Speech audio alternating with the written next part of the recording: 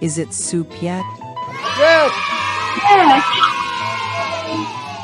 Hey, it's time for Thursday Night Soup. Yeah. Join Doc, co-host Jeff Kendall, That's and me. many other famous celebrities as we discuss yeah. music, movies, Yeah. and just plain cause havoc across the internet. And Oh, now, good. get ready. Let's welcome Doc Dacus. Hey, I everybody, want my Thursday night soup now!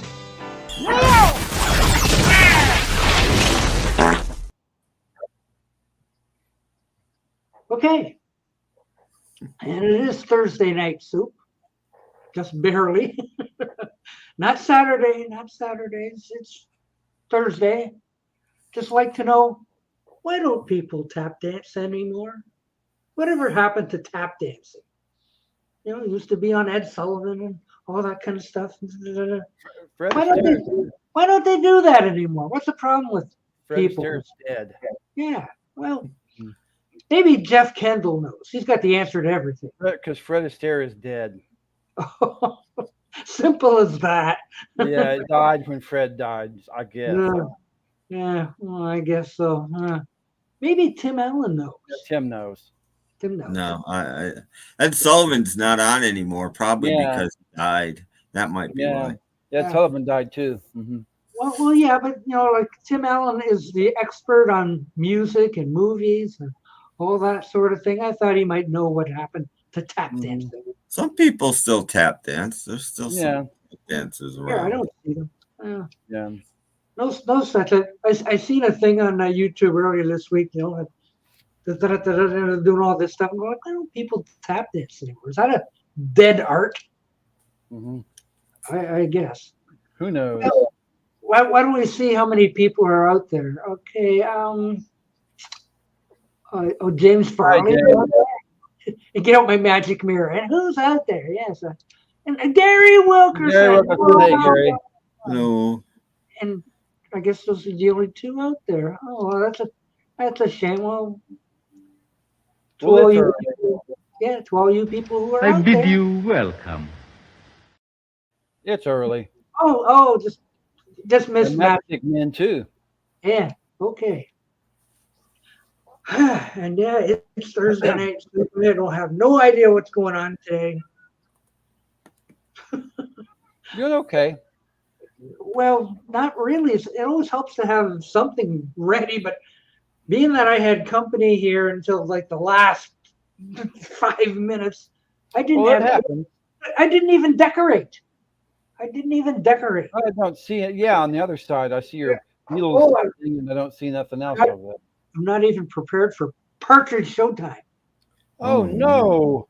Oh, I am Mine's down there. No. It's okay, Doc. It's okay. No. It gets better. Well, I hope. Mm-hmm. It's taking so long. I can. Yeah, mine's down here someplace. Reach out. Yes, I'm in the dark because it's hot. Yeah. Ooh. There we go. Yes. See, I have one too. Boop, boop. Yay! All right. Okay, so That's good. we're all set for that. We are. Yeah, and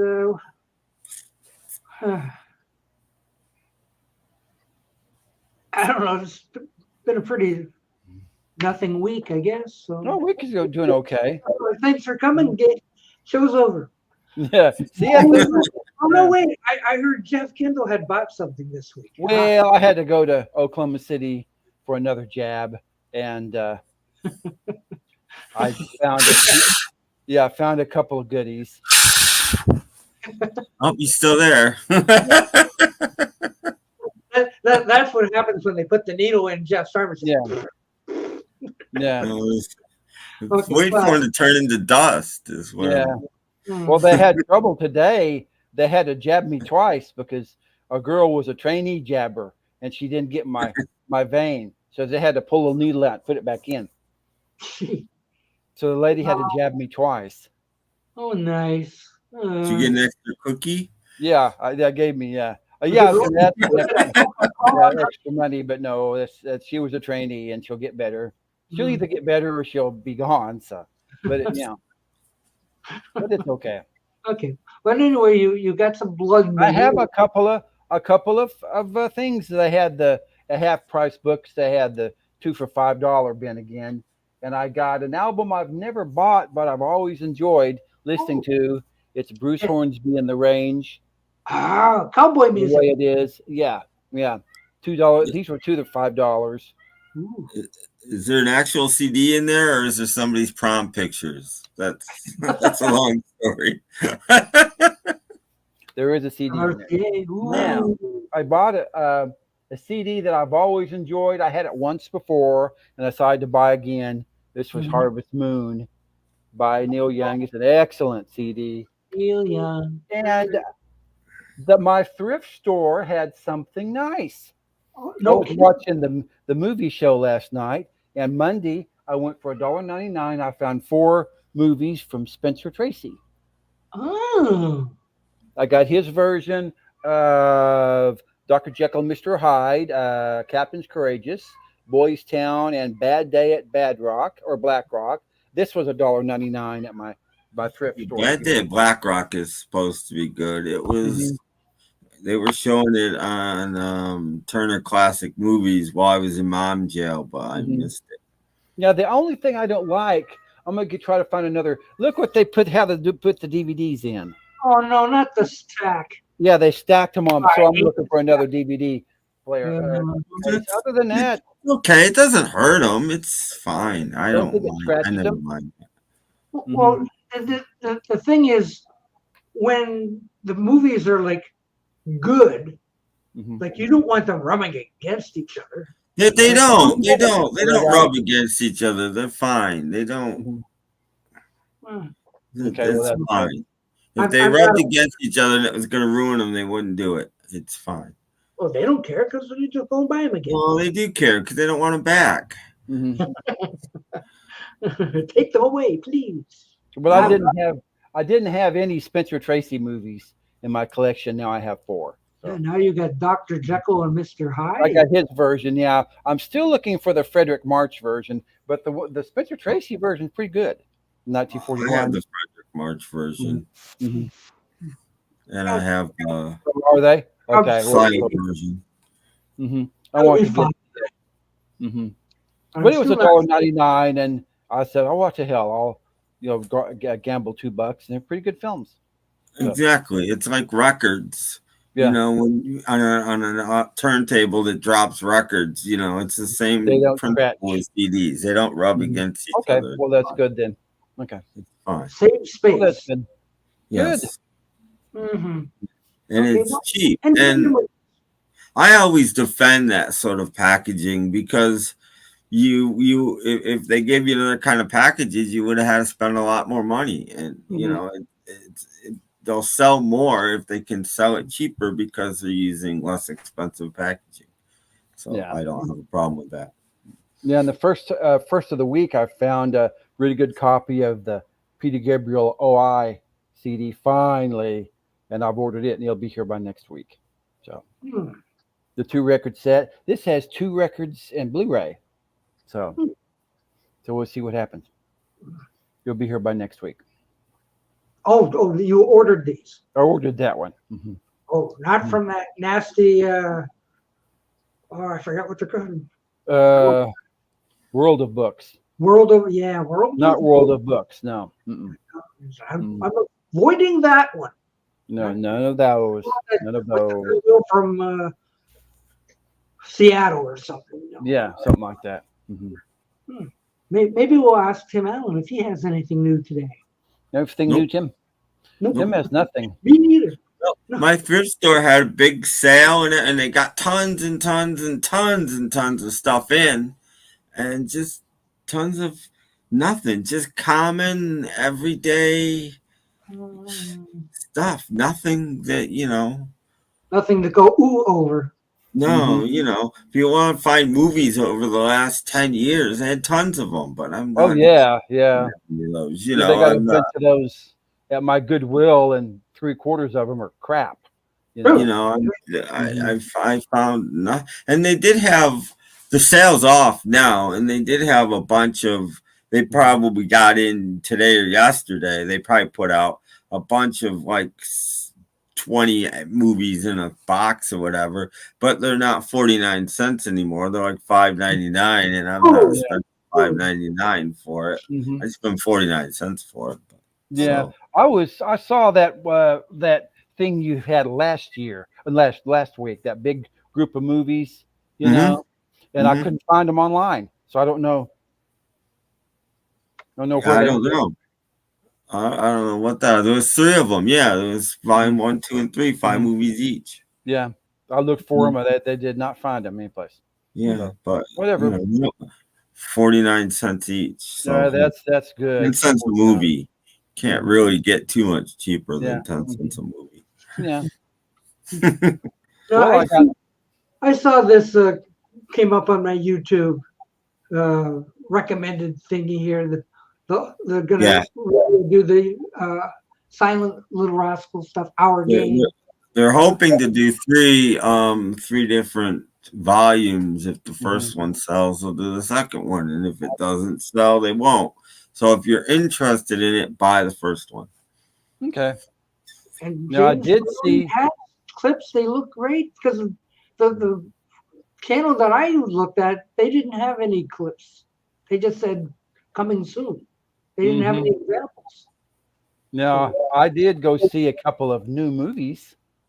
Oh, they have a Joker, did you? No, they have senior night here at my theater, and I saw the Ronald Reagan movie. It was pretty good. Okay. And I also saw the new Alien movie. It was pretty good too. Holy. I got to steal some popcorn. My son doesn't let me have popcorn, so my son said, "Dad, did you have popcorn?" And I said, "No." So don't tell anybody. So. Yeah, the channel I saw, they didn't have any example clips. They just showed the old fuzzy ones. You know, popcorn is good for you. Why won't your son let you have popcorn? My son's afraid I'm going to balloon up again. Yeah. Popcorn is like the healthiest snack. You ever see Smart Pop? Smart Pop comes in a bag about this big, and it's got 39 calories in the whole bag. How are you going to balloon up over that? Yeah. Impossible. Oh, well. Popcorn has almost 0 calories. I don't understand. After you add that butter, though. Yeah, the butter is a bit, It's like chewing on a piece of butter. And you're like, well, your 39 calories are now 339 calories. A handful. Yeah, for one. Yeah, so we don't want. Gotta be careful. Yeah. Although, so none of that. Well, so those are a couple of pretty good movies. Dennis Quaid played a pretty good Ronald Reagan. And there was one thing I noticed that the new Alien movie, they brought back a character from the first movie, the android guy. And he got burned up in the first movie, and he got, when the original Nostromo was blown up, he was gone. So he came back. Mm-hmm. For a long time, or just like a. Hi, Dusty. Not yet. Dusty's out there. Hello. Dusty. Just type in classic flicks. You'll go. My wife was a big Little Rascals fan. I have some DVD-Rs of some. Classic Flicks did all the talkie ones, and that's why they're doing the silence now, and they look fantastic. So the silence will look just as good. They're just very good at what they do. There was only one period though of Little Rascals I really liked, was like 32 to 34, when Spanky was about 4 years old. Spanky was real small. You didn't like those? That was the only area I like. Maybe a little bit before him, when Jackie Cooper was there and Farina and a few of the other people. But after they got with Alfalfa, just forget it. Yeah. The silent ones are even funnier, I think. Yeah, the silent ones are good. They're the best ones. Yeah, but I like the Spanky and Alfalfa ones. Yeah, well, to each his own. But they had good characters before that too, though. That's the thing. I'm not saying that they're work, but of course that's what I saw on TV because they showed them later. Yeah, they didn't show the silent ones, which is I'm They the started murderer showing. of Seville. I think once in a while, when I was a little kid, they would sneak in a silent one, but not very often. But I think once in a while, I did see one on TV. But Yeah. did they have musical accompaniment at least? Or? Yeah. Yeah, no. Yeah, I Hmm. remember seeing them. I think when I was in high school, and I showed one to my mom, and she, oh, those were. I remember those. Yeah, those were back in the 30s and everything. So, Yeah, it was so I didn't know. Shelby Yeah, and was it Butch? Was that? yeah, Butch and Spanky and Oh, Darla and yeah. Alfalfa and Stymie and Buckwheat, or Buckwheat the was later. affectionately known Buckwheat, and so many other. The young Robert Blake was in very last part when he was a little boy. Was he Mickey? Yeah, Mickey Gublatosi is his real name. And there was one that used to hang around Buckwheat that Right. didn't seem to have much to say. I know. And Porky was Porky, he kind of that's it, Porky, stood thank you. around. Yeah. Mm-hmm. Okay, and Darla and all Mhm. those. Well, I think the Little Rascals really had like a run of about 30 years or something. Oh yeah. It seemed like it. Mm-hmm. Oh, they had a lot of farina in these ones. Mm-hmm. So pretty tasty. I Good did rub. notice that Spanky kind of copied Oliver Hardy's mannerisms. He was a pretty good pint-sized Oliver Hardy. I You think he watch was him carefully, pint-sized and you every- watch Oliver Hardy. Mhm. Even when he was like, what? I think he started when he was like 4 or something. You're earlier than that, about 2 or 3. Like he seemed to be a natural actor Yeah, at yeah. that age. Like what? Mm-hmm. Amazing. So like I like watching those early ones with little baby Spank, just marvel at the stuff he was doing.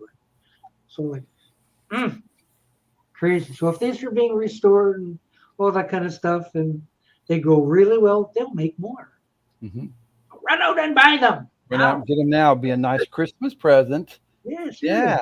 Yeah. Mhm. And all your kids will go like, who the hell What's are these? this? Yeah. Who are these guys? Yeah. Who are these? What? Yeah. Yeah. And I think didn't. Oh, oh no. Yeah. Didn't Stymie get gifted a boiler hat from either Stan Laurel or Oliver Hardy? I believe that's Stymie was one before. He was one of the bigger ones, and he left after because he got too big. But he used to wear a boiler hat like Laurel and Hardy. And I think it may have been Stan Laurel that gifted him a boiler hat. I believe that's right. Speaking of Nick 9G, We weren't. somebody blame Yeah. the James Farley. But Mhm. anyway, his latest one was about Curly's stroke. Oh, So I thought, let me just see what this is about. So most Stooge fans know the big stroke happened during Half-Wit's holiday. yeah. Okay. Yeah, exactly. Popcorn is great. Yeah, I agree, Gary. Yeah. Whoa. Yeah, the butter on top of it, and yeah, you have to Well, run laps. Rick Go ahead. 9G was saying that his first stroke happened during, and I forget the name of the short. He says, yeah, it starts out okay. He's just like Curly, but Yeah. later on he's not. But he keeps showing these still photos of Curly making faces and saying like, see. I'm like, that's just Curly making faces. He does that in every short. Yeah, there's no footage of that. Exactly. So anyway, I'm going to the comments to see what people are saying. And of course, Rick 9G, I love when you put up new videos up, and he's giving them all hearts and stuff. And Rick 9G is the best, blah, blah, blah. Finally, I get to one that knows. So it's like, excuse me, but we know Curly had strokes during this stuff, but what is your proof that he had his stroke during this certain time. Do you have any documentation? And all this is, well, he promptly ignored that one. Oh yeah, yeah, of course. Yeah. So he'll answer all the ones that praise him, but when he gets to one that questions him, I'm not going to answer that because he ain't got no. Mhm. He's just making that up. That's right. Right. I ain't got no. Right. Yeah. Oh, hi, Mike. Yeah, you're going to have to ask Doc about the. Well, how was the Oreo cookies? You'll have to watch the Mhm. video. They were nice and colorful, but you know, Really? they look like jack-o'-lantern cookies, Halloween cookies. Yeah. I did not research them cookies because I'm not a cookie person. No. I'm not a cookie person.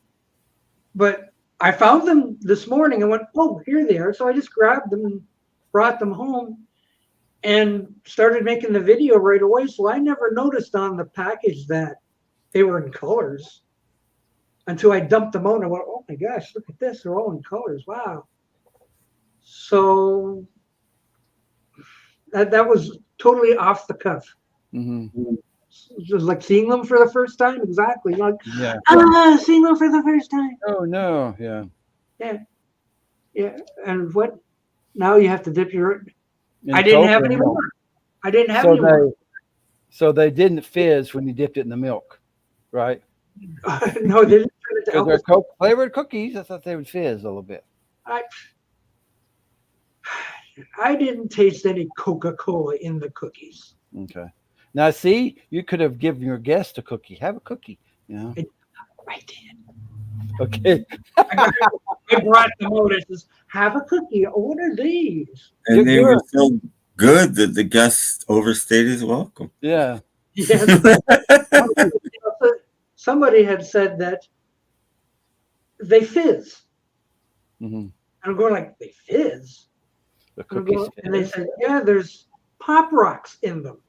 Oh dear. I guess to simulate carbonation, I guess. Yeah.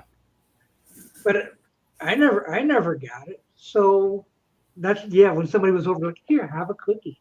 Let's see what he says. Mm-hmm. And Yeah. he Like didn't. He couldn't tell either. But I said, and we're both eating the cookies. I says, yeah, but when you do eat these cookies, there's something gritty in them. Mm-hmm. That must be the Pop Rocks. Might be. So then you do the old Oreo trick where you crack them in half, Mm-hmm. and you can tell on the side that has the filling that there's like a little something there. Mm-hmm. So I actually put little pieces of Pop Rocks in there to pretend that maybe so. it's weird. I'm not buying them again. I'm not a cookie person, so. If you don't like the cookies, call Boo Boo. He'll come get them. Well, Free cookies, yeah. I started to give them away already. Oh, okay. Yeah, You could give them for trick or treat presents. Save them, put them in one of those closable bags, make them fresh, and give each one a cookie. Here's a new cookie. Here's a cookie. Here's a. Yeah, what are these things? But yeah, they're just Oreo cookies. Well, a cookie's a cookie. Well, now I can't give that out. That's personal information. His name is Boo Boo. That's why he is Boo. It's Boo. And his second name is Boo. Boo.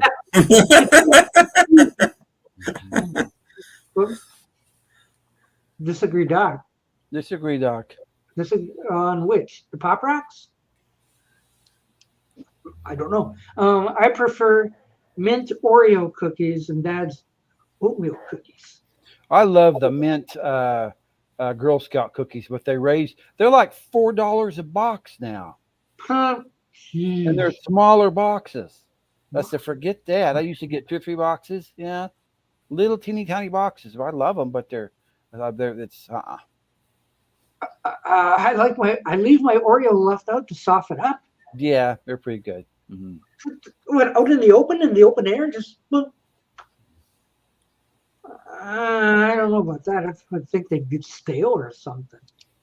Oh, don't worry. I won't track him down and send him to Tim Horton. Fine. Well, still, like we're, we've got phony names for a reason. Mm-hmm.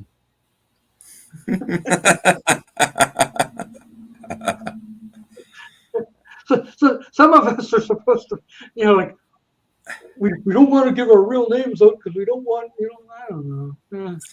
I don't care.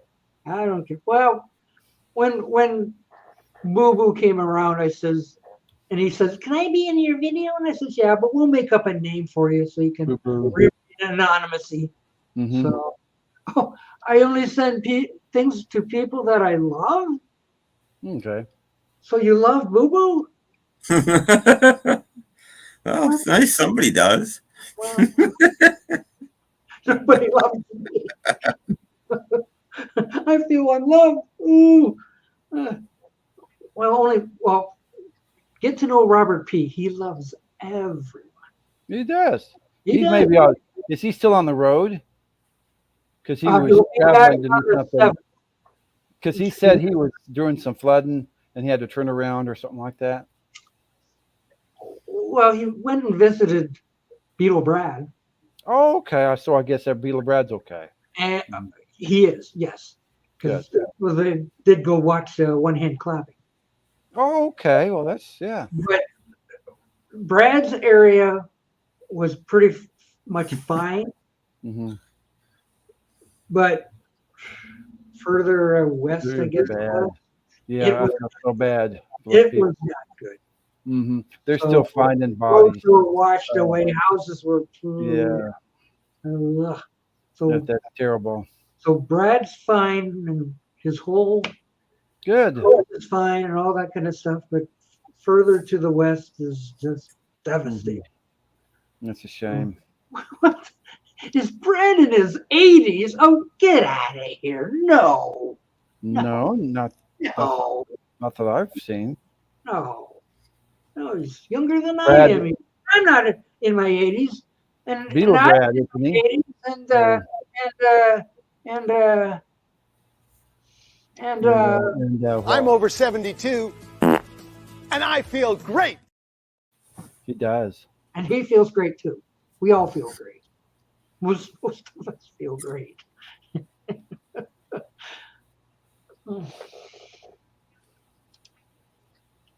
Okay. Hitting all these buttons can be confusing. They are. Yeah, I dare you to take over the show and see how well you do. Mm-hmm. I dare you. I just saw that flooding and I started thinking, I hope Beetle Brad's okay.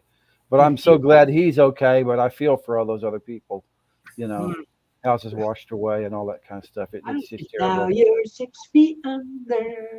Yeah. It's just very, very sad time for the people down south. And it's October and Christmas coming up and just another storm in the Atlantic. I know, another one. Jeez.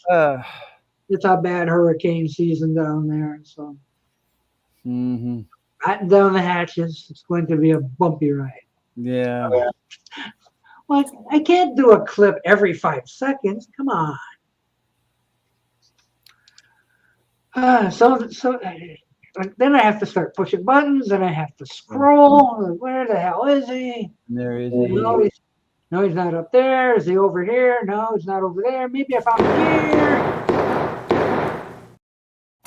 There he is. There he is. You shot Tim. oh my gosh. Oh my gosh. Oh no. No, I'm all right. I don't want to scare anybody. So that. Hello, people. It is I have come to grace your presence. Great. Me and my presence. Great, welcome. Mm-hmm. Hello there, everyone. What's up? Guy with full of good recipes. Mm-hmm. That's why I'm so fat with good recipes. I need to. I just got out of work hell. That's right, Mike. Powered by coffee each and every time. That is right, Mike. Hard day at work. Yeah. Hey, Matchstick Man. I found out something. Not to bum the stream out, but this afternoon when I was on lunch, I found out that my first ex-wife passed away and hospitalized this morning, and so my oldest son's mom. Yeah, so that kind of threw me for a loop. I'm like, I didn't know there was an issue. So I was just like, wow, this year, not to be a Debbie Downer, but this year has just been weird all the way around for 24. But hey, so we're trying to get through that stuff. So yeah, sorry to hear that. Yeah, but you know what? Me too. I wish no ill will on her. I told my son the truth. I said, I always hoped for the best for her anyway. Hey, Paul, I showed my son today one of your. Oh God, did you corrupt him? yeah. See, I don't blame you. The kid's like, why are you watching this shit? This guy's an idiot. And it is. We try to make it fun, just like Doc makes his things fun, and Joe and talk about Oreos. You would talk about. Okay, the Coke Oreos guys. I'm sorry, they suck. And I'm just like, I wish they would have. You know how you like go to a store and there's like the sampler person. He's like, yeah, have a sample. No, there wasn't any. No, there wasn't any. Okay. There wasn't any sampler for that. It's always some weird samplers that we get. And speaking of, the sampler dude wasn't there today. You see, he should have been, but he was not. Hang on, we're about to get more fun. Hey, hello, guys. Hello. What's up? Hey, Joe. Well, first thing I gotta, I disagree. I disagree on what? Well, the Coke thing, and it's funny. I was coming on to talk to you about that. It's all a matter of And as I was ready to come on, I heard Paul say, "Oh yeah, it's garbage." Look, all I can tell you is this: for the last few days, I've been doing no sugar and everything again. But before that, before October 1st came, I was saying, let me try these Coke things, whatever. I love them, and I think they tasted a little like Coca-Cola. And I didn't get that sizzle. You said there was nothing. I don't know what you were eating, or maybe, I don't know, maybe mine. Was a little bit Pop Rocks, just a little, nothing too crazy, nothing major. Yeah. Well, I thought there was something gritty in it, but I didn't know what it was. And I thought I felt a little. I'm going like, no, that cannot be.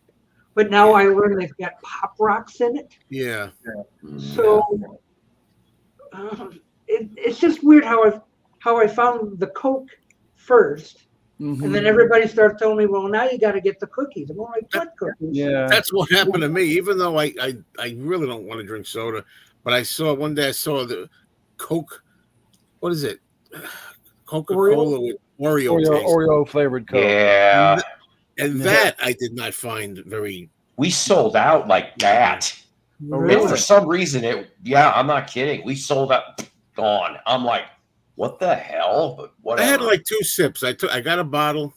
I went in there, a couple of gulps, and I said, I don't taste Oreo in here. That's for me in the soda. But then I had the cookie, and I was like, I tasted a little. To me, I tasted a little Coke. And I didn't notice. Here's the crazy thing: I didn't notice what you would call a little pop or whatever until I was finished. After I was done, in my throat, I was getting like the like a little carbonation sizzle. Yeah, like not major. But, I'm like, wow, what's that? And then I read up on it and said they used Pop Rocks candy in there. See, good thing that wasn't around in the 70s. That Mikey, the Life cereal kid, he definitely would have died after having that along with the other stuff. Yeah. There's a new Kit Kat. Now I gotta confess, I give the Kit Kat people props for trying. Okay, I will. But most of these flavors make me nervous. Now the new one that I saw was Ghost Toast for Halloween, and it's cinnamon toast flavored, and I guess a cinnamon caramel inside. I'm like, Nope. I'm not trying that. No. Just like the pink lemonade, just like the key lime pie, just like the I don't like birthday cake flavor or anything. That's just me. Oh yeah. But I'm like, I'll give them points for trying to come up with different things. Well, I think they sit there in their boardroom and say, "We got to come up with something," and they throw darts at the wall with flavors on them. Oh, look, it's chocolate cauliflower. Yeah, kumquat. Let's put that in. Orange okra, goat milk sherbet. Yeah. But isn't it funny that they had Oreo flavored Coke and then Coke flavored Oreo? Yeah, that's what I thought. Well, at least they were the right colors for Halloween. Maybe they can scrape and put jack-o'-lanterns on them and be Halloween cookies. Well, actually, I did have a little bit. I did not have a sandwich though. I bought some, but not Boar's Head. Not Boar's Head. Oh yeah, there's a recall on that stuff. Yeah, they stopped making it anyway. Boar's Head. I didn't know that. Yeah, I had like 2 slices. A week ago, I think they. Oh yeah, this is a big deal. Oh boy, listeria. Yeah, people dying. Some people died. Yeah, it was an okay Def Leppard album. Is that the name of it?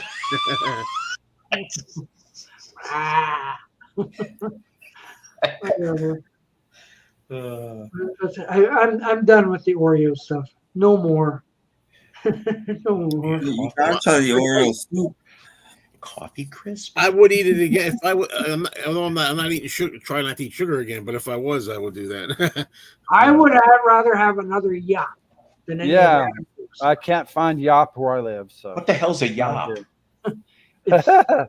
It's Yoplait drinkable yogurt. No, it's a little thing.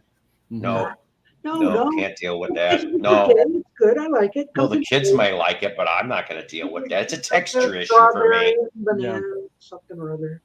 Yes. But yes, I showed Yop here a week ago, and everybody was like, "What? You know, what's that?" It's Yop.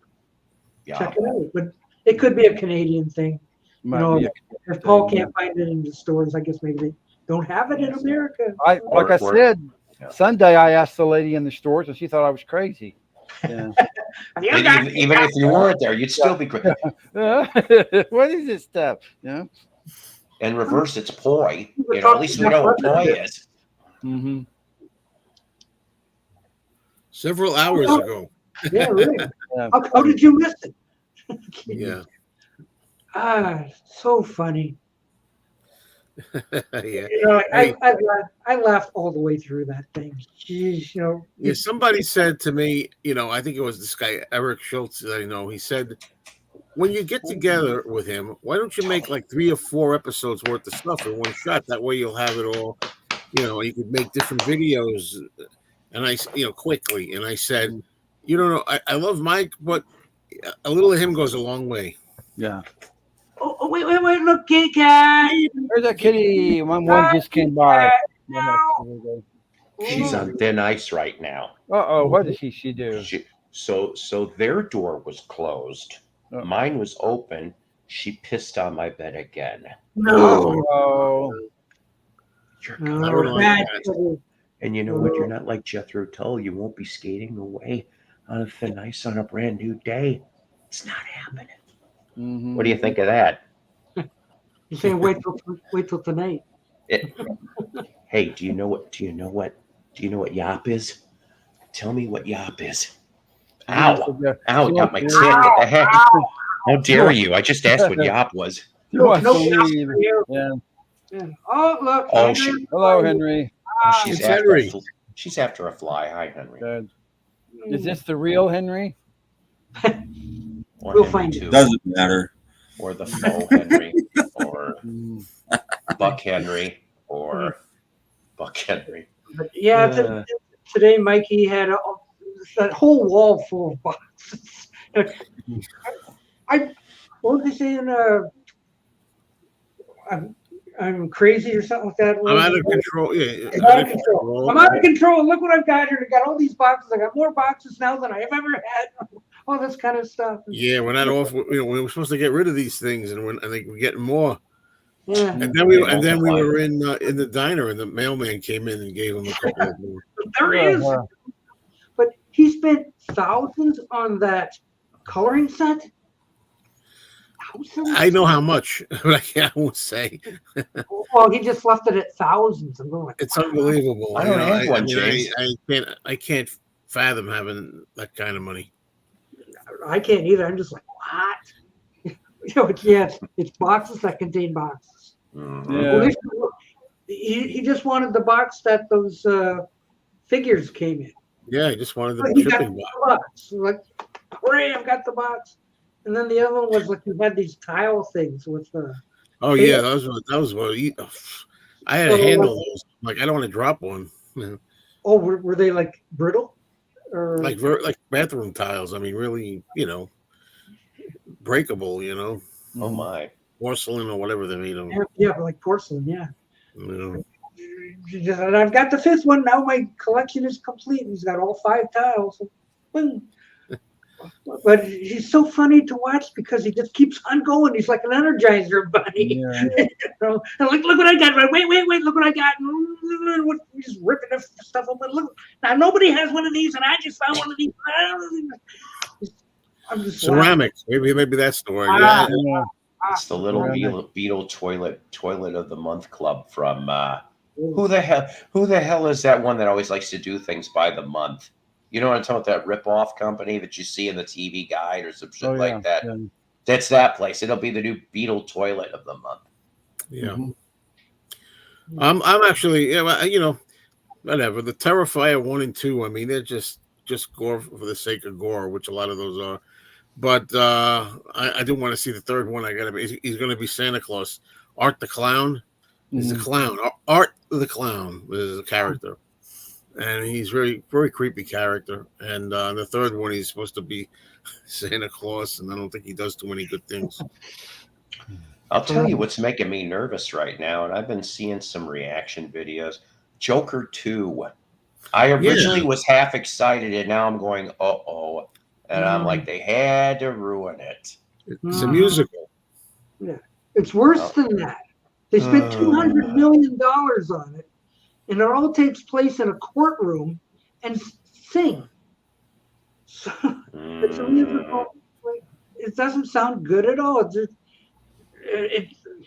People were saying, like, doesn't Warner Brothers care? They just throw $200 million at the movie and it sucks, but we'll put it out anyway. You're gonna go see it because it's the Joker, isn't it? And it never I didn't see the last one. so much for that. Either everybody's saying, like, why didn't they just leave the first one as a standalone? Yeah, because they could make money doing a second one. Movies are all by committee. That's it. It's movies by committee now. They get 10 people and throw things at a dartboard. Okay, hit that, we'll put that, hit that. Okay. I mean, how many get like 5 writers to write it, come up with some crap, film it, and put it out. Yeah, but the first one only cost, like, I don't even think $100 million to make. It was like really cheap. Made $1 billion. Well, we can do this again.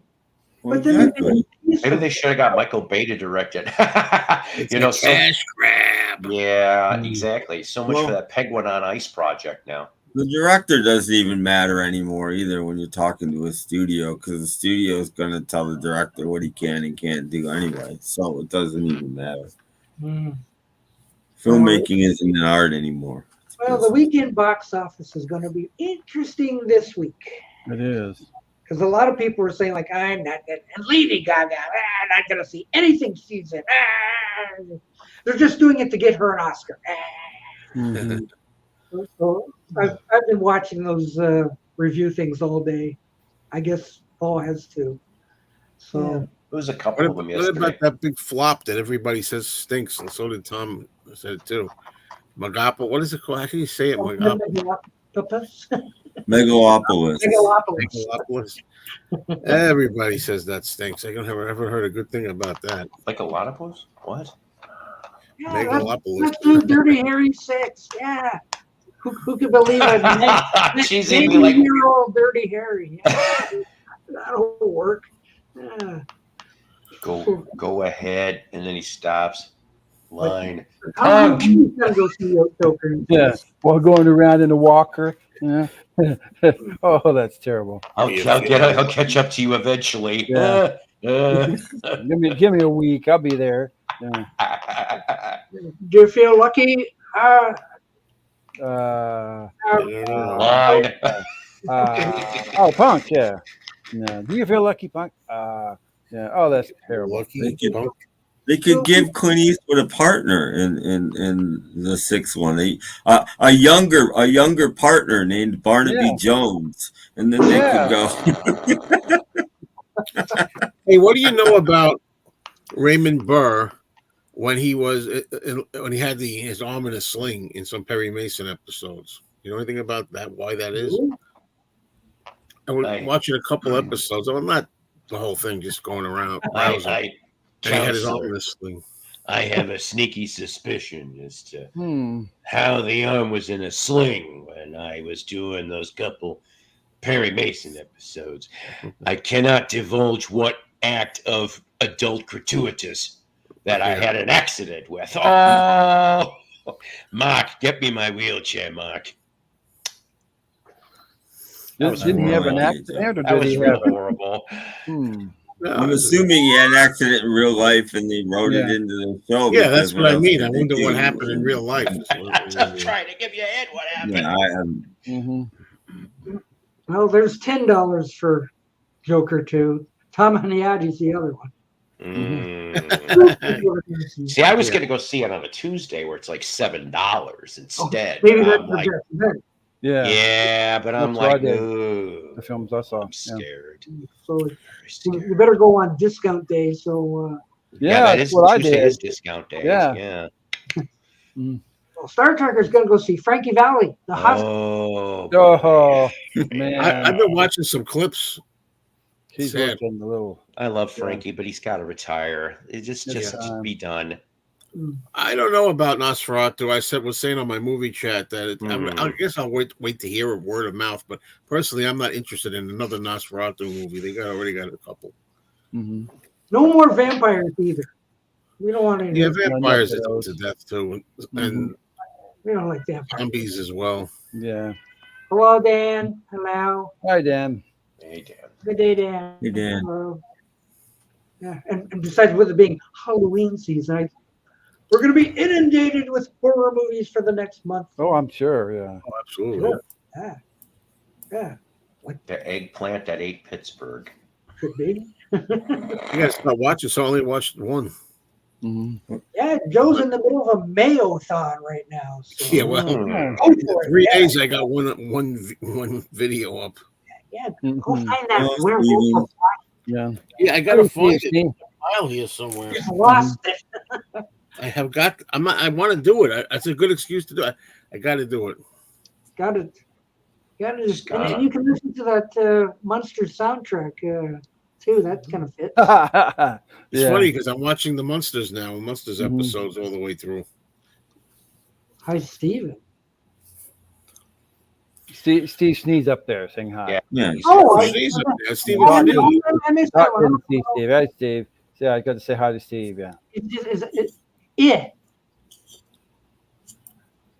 Steve. He's being his superhero Captain Backwards. Everything is said backwards. Yeah. Okay. Well, I did get to see. Ole. I did get to see the new Alien film. I thought it was pretty good. Ooh. They didn't ruin that one. Disney didn't ruin that one. No, it was okay. It didn't. It didn't. It wasn't the quality of the old ones, but it was pretty good for a new one. Yeah, Avatar 2 was way back. Oh yeah. Spoiler alert: Mickey Mouse pops out of the alien stomach. Yeah. Oh, happy birthday, Carter. Did he? 100 years. Wow. Yep. I remember when he was president, and I was like 17. I'm like, when are you gonna go in there and get those prisoners out? Must have been all those peanuts he ate. Yeah. I said peanuts. So everybody just eat peanuts like crazy. So prolong your health. Look what it did for Jimmy Carter. I wonder which one he ate first. Charlie Brown, Linus, Snoopy. Which one he ate first?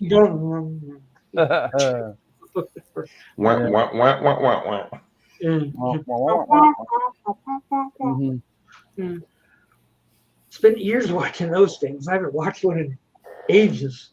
I don't know. That always takes me back to being a kid. I love those things. I've tortured my kids and some of my grandkids with those. Oh, look. Hey, I did for years too. Yeah, it might be worth a few bucks. Yeah. I'll bet you the beer in the can is still as good as it ever was. Yeah, I agree.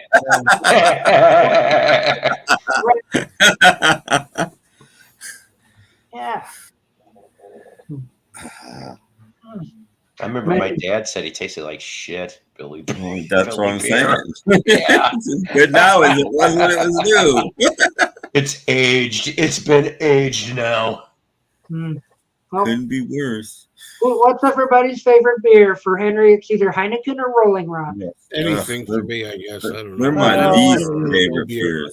beers. Anything in a green bottle is out. Ugh. When I drank beer, Corona. Well, when I drank beer, it was Miller Lite.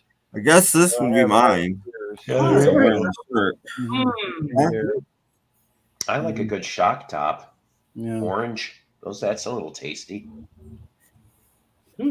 Maybe a line and Kugel. It's been a while though for me. Or Youngling? I'm wearing a Guinness shirt, if you didn't know. Yeah, I think you could get a beer and get some of them Coke flavored Oreos and. Oh, sure. Yeah, and they're dunking it in the milk, and I'm thinking, that's gonna negate the effect. Yeah. See, dip it in Guinness instead. So, Yeah, you gotta dunk them in Oreo Coke to enhance the Oreo flavor. That'll be next. Guinness flavored Oreos for all those for the Irish and Scottish. But it is getting to be Bach beer season almost. So I like a good Bach beer from time to time. My dad's the one that taught me that one. Bach. Yep. Yummy. Anybody Dos Equis? Saw 11. What? Yes, Are we I've up heard that that. much? And I'm happy about that news. Saw 10. Okay. I think the best one. Ouch. Yeah, Staple what of muscles. I guess the 50s they had to do that. Oh, well. So they So had, I guess. So wait a minute. Was there any squeeze involved? Because then it would be like pulling muscles from a shell, wouldn't it? I know that was a horrible joke. I don't give a shit. But we squeezed it right out of him. Right. Yeah. I'm sorry. I was just too tempted. Staple in your shoulder. What'd you do? I was over my shoulder. Oh, look, here's breaking news. Yeah, that's what I was saying. I'm glad to hear that. Oh boy. I did see that an article about that, and Saw 10 I thought was the best of the whole series. So.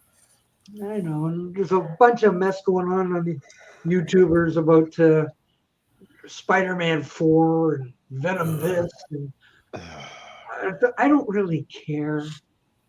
Please go away. I don't care about any of those superhero movies anymore. Why don't they go for the obscure shit? That's what I'd be curious about. There's a challenge for you. I want to see the movie, the Jeff Kendall story. That's what I want to see. We haven't. Probably be boring. And 3D, by the way. Jeff Kendall could be in a new superhero series. Yeah. He could be Dust Man. Yeah. He gets one too many blood cells pumped out of him, and he turns into dust, and he becomes Dust Man. Yeah, one too many plasma donations. Yeah. Yeah. Superhero movie. You go and fight villains with the flashlight in your mouth. Yeah. See, and Kansas could be on the soundtrack too for that. Yeah. Yeah. Well, why is Dad's root beer about Chicago? I've seen it everywhere. Because I think Dad's originated in Chicagoland, or at least Illinois. But I gotta tell you, Dad's is not really exactly that easy to find. If I want to have a bottle of that, I either have to go to what we call Whiteout gas stations, which is a chain, or there's this one place, Fresh Foods. It's like a Whole Foods knockoff to me. They'll go off and have that stuff from time to time. That's how I tried my first bottle of Moxie. What a load of crap that tasted like. Oh, my Moxie. God. Well, buy some Moxie and give it to your friends, but don't tell them what it is. It's hilarious. Exactly. And Werner's, that was the first time I tried Werner's. And I'm a big ginger ale guy, but boy, oh boy, I guess I've never really had ginger ale because, boy, the bite to that. But it was good with a little bit of booze. Werner's is my favorite. Tastes just like bark or wood. Yeah. Hey, Joe, what shirt do you have on today? I've worn 3 shirts today, so Oh, wow. it's my Lennon shirt. Lennon. I've noticed that any saw film more focused on Tobin Bell, the better it is. Well, I would agree with that. Okay. Okay, cool. Who wants to see Oreo Yeah. flavor? At me. You can sample it, Doc. They bring Boo Boo over. Boo Boo. No, I'll give it to him. Yeah, Boo Boo can have some. I'll just sit back Boo and Boo watch. drink this. Willem Dafoe will be in the next or the new. No, you won't. Why? Sophie, what are you doing? You're not serious, are you? Nope, not. He was in the last one, wasn't that other one thing? Wasn't it? Shadow of the Vampire, wasn't that him? You serious? Yeah. I guess. Toby, what are you doing? Oh yeah, well, that was too close to the original name, so that's why I didn't keep it. Too close to the real one. Yeah. When would you not realize Metro Golden Mayo? Oh, Mayo. Mayo. Yeah, that was one of my movie channel names. Oh, Okay. And instead of the lion, he could have got Don to, and then you put Don there, and then you just hear like this roar instead. No. Oreo pizza. No, that doesn't go. If Danny bought you an Oasis shirt, would you wear it? I have to think about that. I gotta give a good snappy answer. I wouldn't wear it for pleasure. I might wear it on the live streams for a laugh. Yeah, but Well, I heard they announced the tour dates. I wonder if any of them are close to Danny. You know damn well he'll go. He says he will. Yeah, he's put on his Facebook page. He's going. So, New Jersey is the closest to the Four Seasons should replace Frankie Valli with Dawn. Yeah, if George is still here, man, that's disturbing seeing some of those. I'm sorry to say. Well, Four Seasons sang a song about him. Don, go away. You're no good for me. Oh, there you go. Yeah. True. Yeah. I did. Well, I guess it's about time I throw a commercial in here. We'll be right back after this message. I'll bet you're wondering how I, Snagglepuss, ever got this job. Balancing a bowl of Kellogg's Cocoa Krispies. Well, I started at the top, the big top. Oops, but I was a flop. Then I was in films, raw even. Ha! But I was censored. Then the Kellogg people discovered my balancing talents and my love of Cocoa Krispies, which taste like a chocolate milkshake, only crunchy. Coca-Lots out of a bowl with milk on them. Coca-Lots out of the box with nothing on them even. So here I am, balancing a bowl of Cocoa Krispies on my pinky. I hardly ever drop them, hardly. Ever? Well, you can't win them all. But you'll win my thanks if you try Cocoa Krispies. But don't try balancing them. It's messy, and it's not neat, neither. I love that. Films. Exit stage left. Yeah, all that. You know. He used to say that, right? Yep. Haven't some Murgatroyd. Exit stage left. Yeah, he's modeled off Bert Lahr. Yeah, his voice. Yeah. But I don't know. I've only known him from the Wizard of Oz, so I don't know what Bert Lahr does otherwise. He was in some films when everybody was doing shorts in the 1930s. He did some comedy shorts too. Everybody was doing them back then. Yes. Yeah.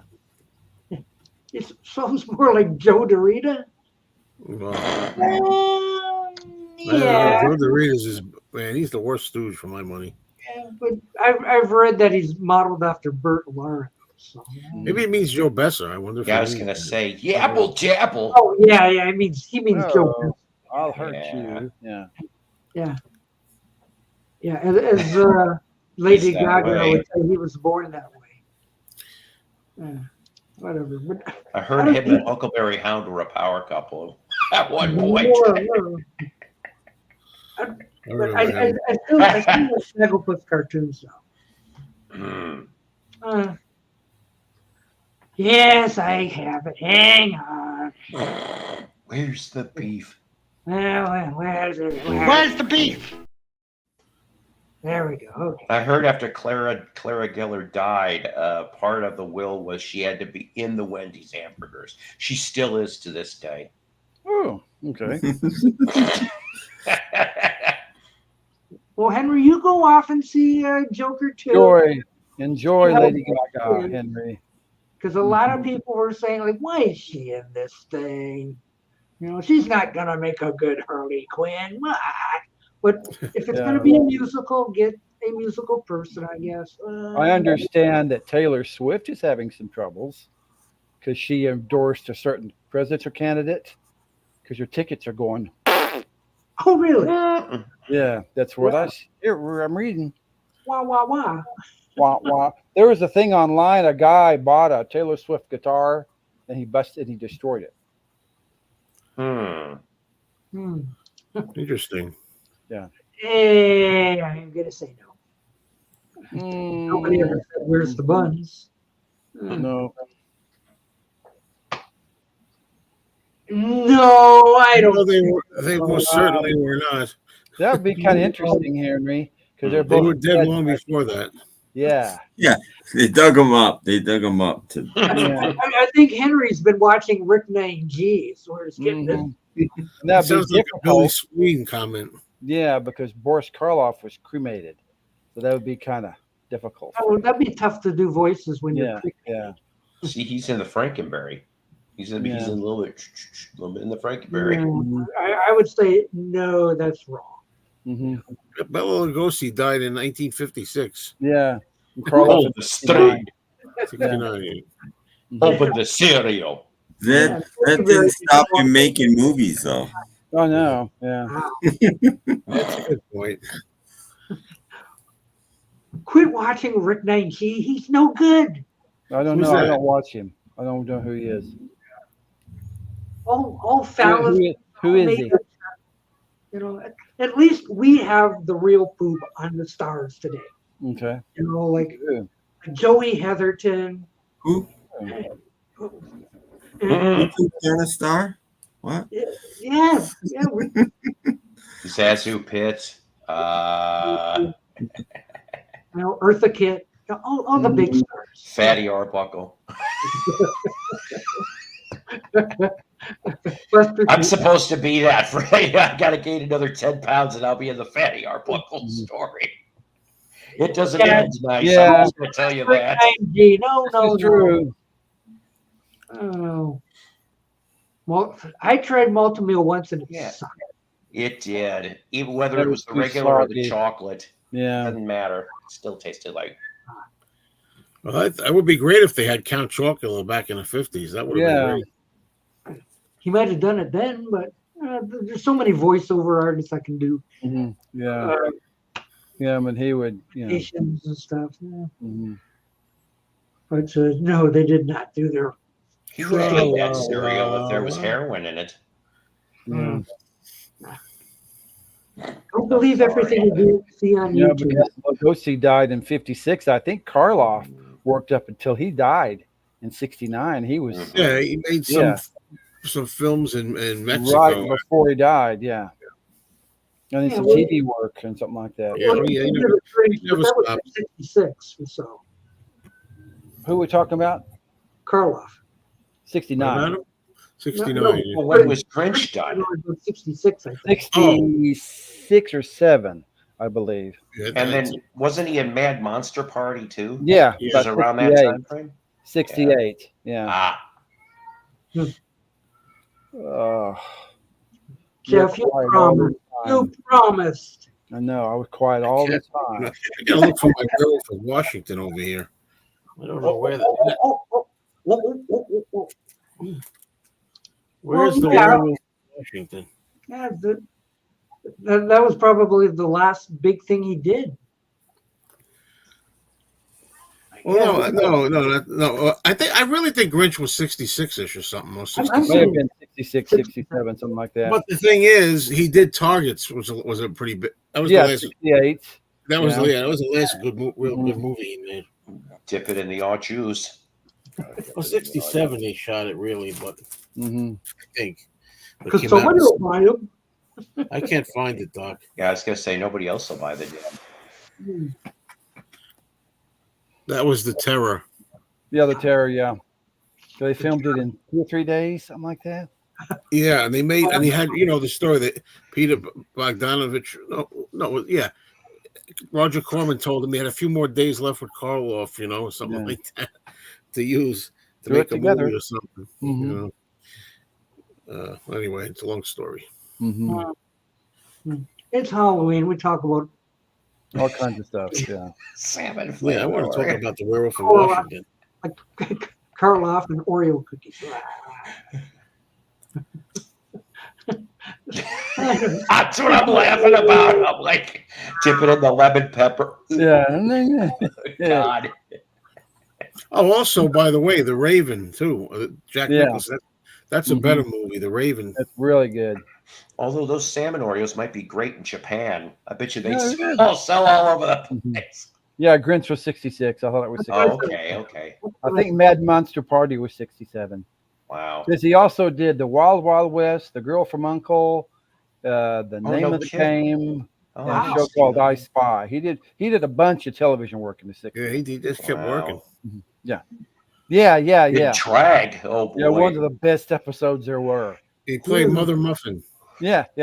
What a name. There's a band name for you, Mother Muffin. Yeah.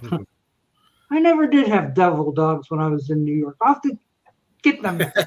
And the first album. Yes, Danny to send you some.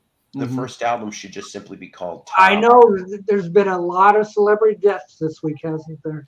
Yeah, there's been at least 3. We'll see if we'll get some more by then. And the weekend's not even done yet. So. Oh, Dad, that's so gross. I rubbed in my mouth. Ooh, that'd be interesting. Once again, sells in Japan. To be like with the chopsticks. Chubby chunk. My cats will probably like it. Probably. Toby, would you eat that? Toby's ignoring. Yeah, yes, indeed. Toby, what are you going after now? What fly did you find? That's all this cat does. Other than piss my bed. Whoa! He's got Mad Monster Party on DVD. Wow. So do I. They finally restored it good. The first DVD they ever did, it looked terrible. But they finally I'm not gonna lie, I don't know if I ever saw it all the way through. It's an animated back in movie. the day. I remember seeing it. On VHS, it looked horrible too. It was just all faded. Yeah. They finally restored it. So, Joe, did you find your Werewolf to Washington? No, but it's over here somewhere. You have it handy there. It's here somewhere. I think tomorrow I'm going to make it a project to clean this area and find everything. The only thing is I don't want any surprises leaping out from here. Ooh. Oh goodness, where is Sammy Terry? He's terrifying. I'm scared of him. Yes, he's a little scary. Well, then you better hide your eyes. Boy, that would scare me if I was a little kid. Yeah, I would have liked him. I'm scared of him now. Yeah, I'm glad you deleted the long one. That's all Beetle Brad's fault. Yeah, Beetle Brad did it. Yeah, blame it on him. See, that's why I'm glad I had Sven Gulli. The original and son of. Well, we had somebody like that in Oklahoma too. Yeah, Paul, you had that thing on Facebook with all the hosts. Yes, I wish they would make a nice print of that. I would buy that. I would say right about center up a little bit would have been Detroit Sir Graves Ghastly. So you've got good old Sven right there. Yeah. And you people in Texas, you've got your Harvey Festival of Fear. Mm-hmm. He's back now. He's back as his co-host, I guess, for many, many years. He passed away. Oh, You can make me small. So he passed away though. So they finally cranked it back up on Retro TV, I guess, if you've got that channel. Now Sven this month double features. And what's funny to me anyway, the last 2 weeks of October, for a second I thought that was Toby. no, it's Mike. One week it's Dark Crystal, and then the other week is Labyrinth, which I'm like, hey, this is going to be neat. Him taking, I don't think he's ever taken had a take on those, so that might be cool. I might stick around for those. But I've seen the rest of it though. Really, I'm just like, come on, Sven. I know things are more expensive now, and didn't Universal pull all of the main monster flicks for their streaming? Is that what I thought I heard? So I'm like, well, that's just great. What the hell's Sven gonna get now? Yeah. So I'm sure he'll find something. Now, I Paul, love him, but he's been scraping the barrel like for the last couple of years, and I'm like, come on, man, there's got to be something. No, you don't have Paul. You don't have a picture of the Oklahoma horror host. Now, I'm ignorant. I've only been here 17 years in Northwest Arkansas. Who would that have been? His name was Count Gregor. I've heard that name. I don't know why. His but I've heard it. real name is John Ferguson. He is on Facebook, and he is in his 90s now. Oh. So he sells a DVD of clips from his classic years. Hey, Jeff, when you have time, drop me the info, like in Messenger or something. Okay. I really would like to check that out. So Okay. he's like the next Zachary, since Zachary's gone, and he lived to be in the 90s. Sven has, but yeah, I know, Dan, and I love him, but it's getting old. This is why I probably watch once every couple months. Yeah, because I've already seen all the rest. He's and I'm playing the same movies. Yeah. And I'm sorry, there's only 5 to 10 minutes of new info, and the new footage. I'm like, I am not sitting through 2.5 hours just to watch 10 minutes of new stuff. I ain't doing it. Sven's in trouble. No, Sorry. Paul, the guy who was Count Gregor is on Facebook, and his name is John Ferguson. John Ferguson. I met John Zachary. I mean, I met him many times in the 90s at the Chiller convention. You know, that's cool. I would have I mean, I think that's maybe the 90s was when it landed. He landed on my radar for some reason or another. Zachary did the cool. He was on that. I tripped on an album. Yes, he did an album. And that VHS tape that was on in Walmart, that horrible horror thing. Oh, yeah. VHS with all them clips on it. Yeah. Well, you know, I got some good footage. I got a lot of VHS footage that's on VHS of me meeting him and everything. But, you know, wow. Kind of like. Well, you should somehow figure out. Yeah, we'd love to see some of that stuff. That'd be fun. Yeah. Rich Cassidy and the Sundance Kid for me. Oh, yeah. Butch Cassidy, Sundance Kid, The Sting, The Hustler, and Cool Hand Luke. Sting, Hustler, Cool Hand Luke, definitely, yes. Cars.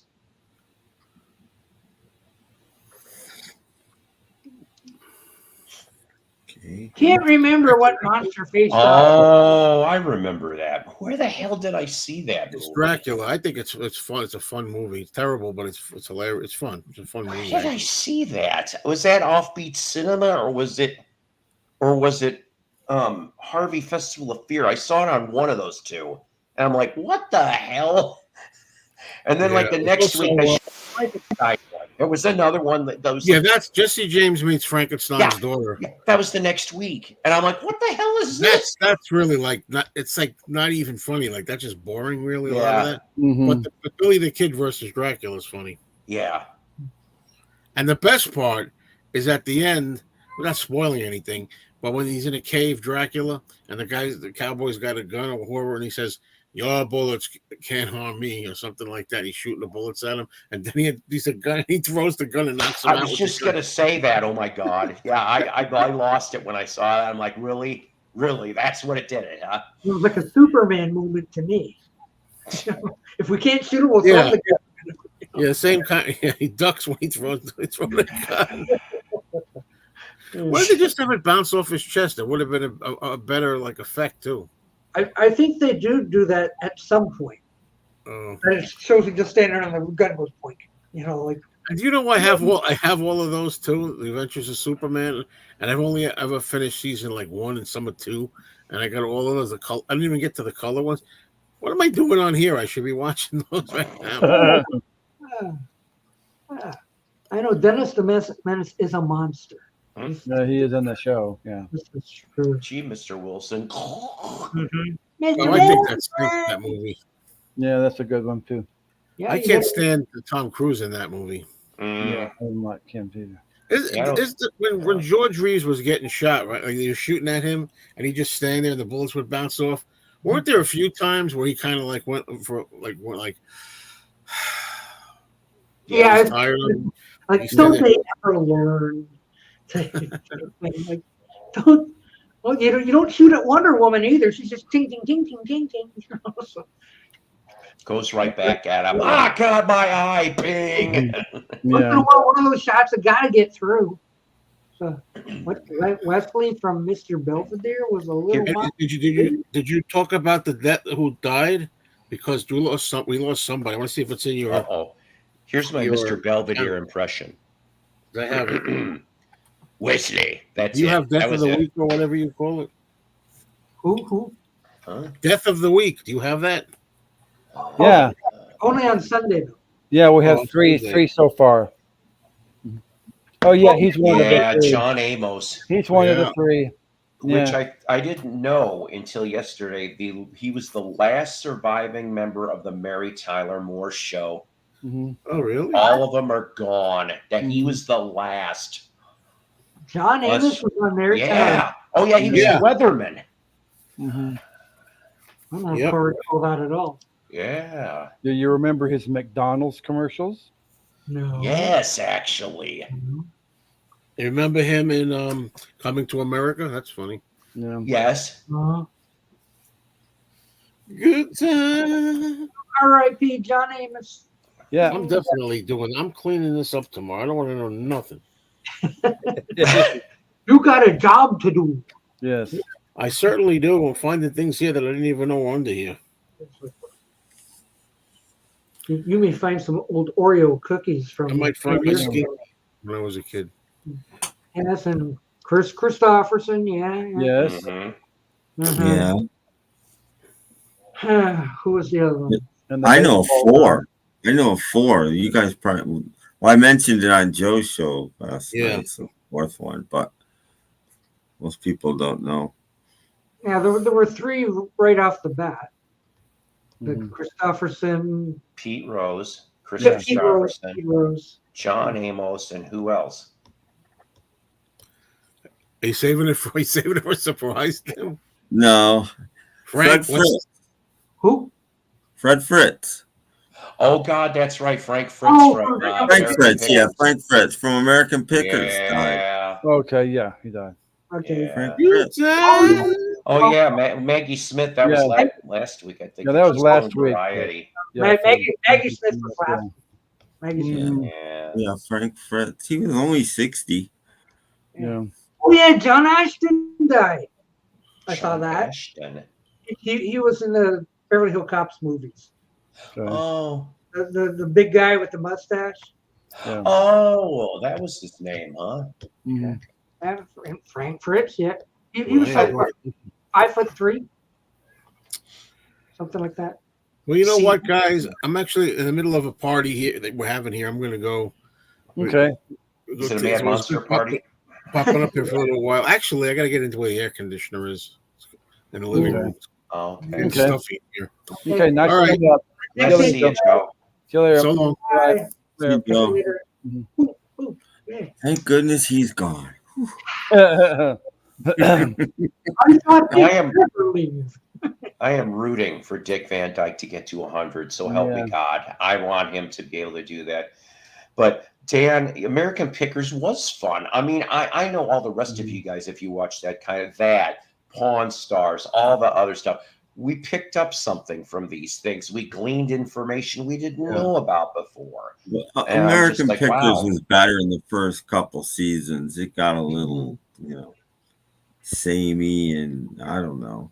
I think maybe they faked a few things as it got older, but oh yeah, I think they all did. Were really good. I don't think they faked anything on the first couple seasons. I think. I'm sorry, but once again, the most phoniest Pawn Star moment. Chumley bumping into Dylan. Really? I said that to the screen. I go, really? That would never happen. Yeah. Never. Yeah. Okay, go get Bob Dylan's autograph. He's gone like 45 seconds. Oh, there he is. Yeah. I don't know. It was like a setup. Yeah. I didn't watch American Pickers. I thought it was noise. Yeah. Yeah, he was the straight laced compared to Judge Reinhold. Yeah. They all got along in the end anyway. Prayers going out to Dave Mason. Movie too, wasn't he? Wasn't he just in that recent Beverly Hills Cop? Was he? I didn't get to see it. So that was only months ago. But then even the Pete Rose thing, somewhere I heard, maybe it was on Psyko's show, but he had just done something that last weekend and died the next day. Well, it wasn't my show, but I know what you're talking about because I saw that clip too. He did a short interview, or it was like a Q&A or something with some fan. Yeah. It was like within the last week. I'm like, what the hell? What can happen? That's what happened to Orson Welles. Orson Welles did Merv Griffin, and he always had rules. You can't ask me about Ava Gardner. You can't ask me about this. You can't ask me about that. Blah blah blah. So this day, Merv goes into Wells's dressing room and says, "Okay, what are the ground rules?" And Orson says, "You can ask me anything you want." Merv's like, "Really?" He's like, anything you want to ask me is fair game. Go ahead." So they go out, do the show.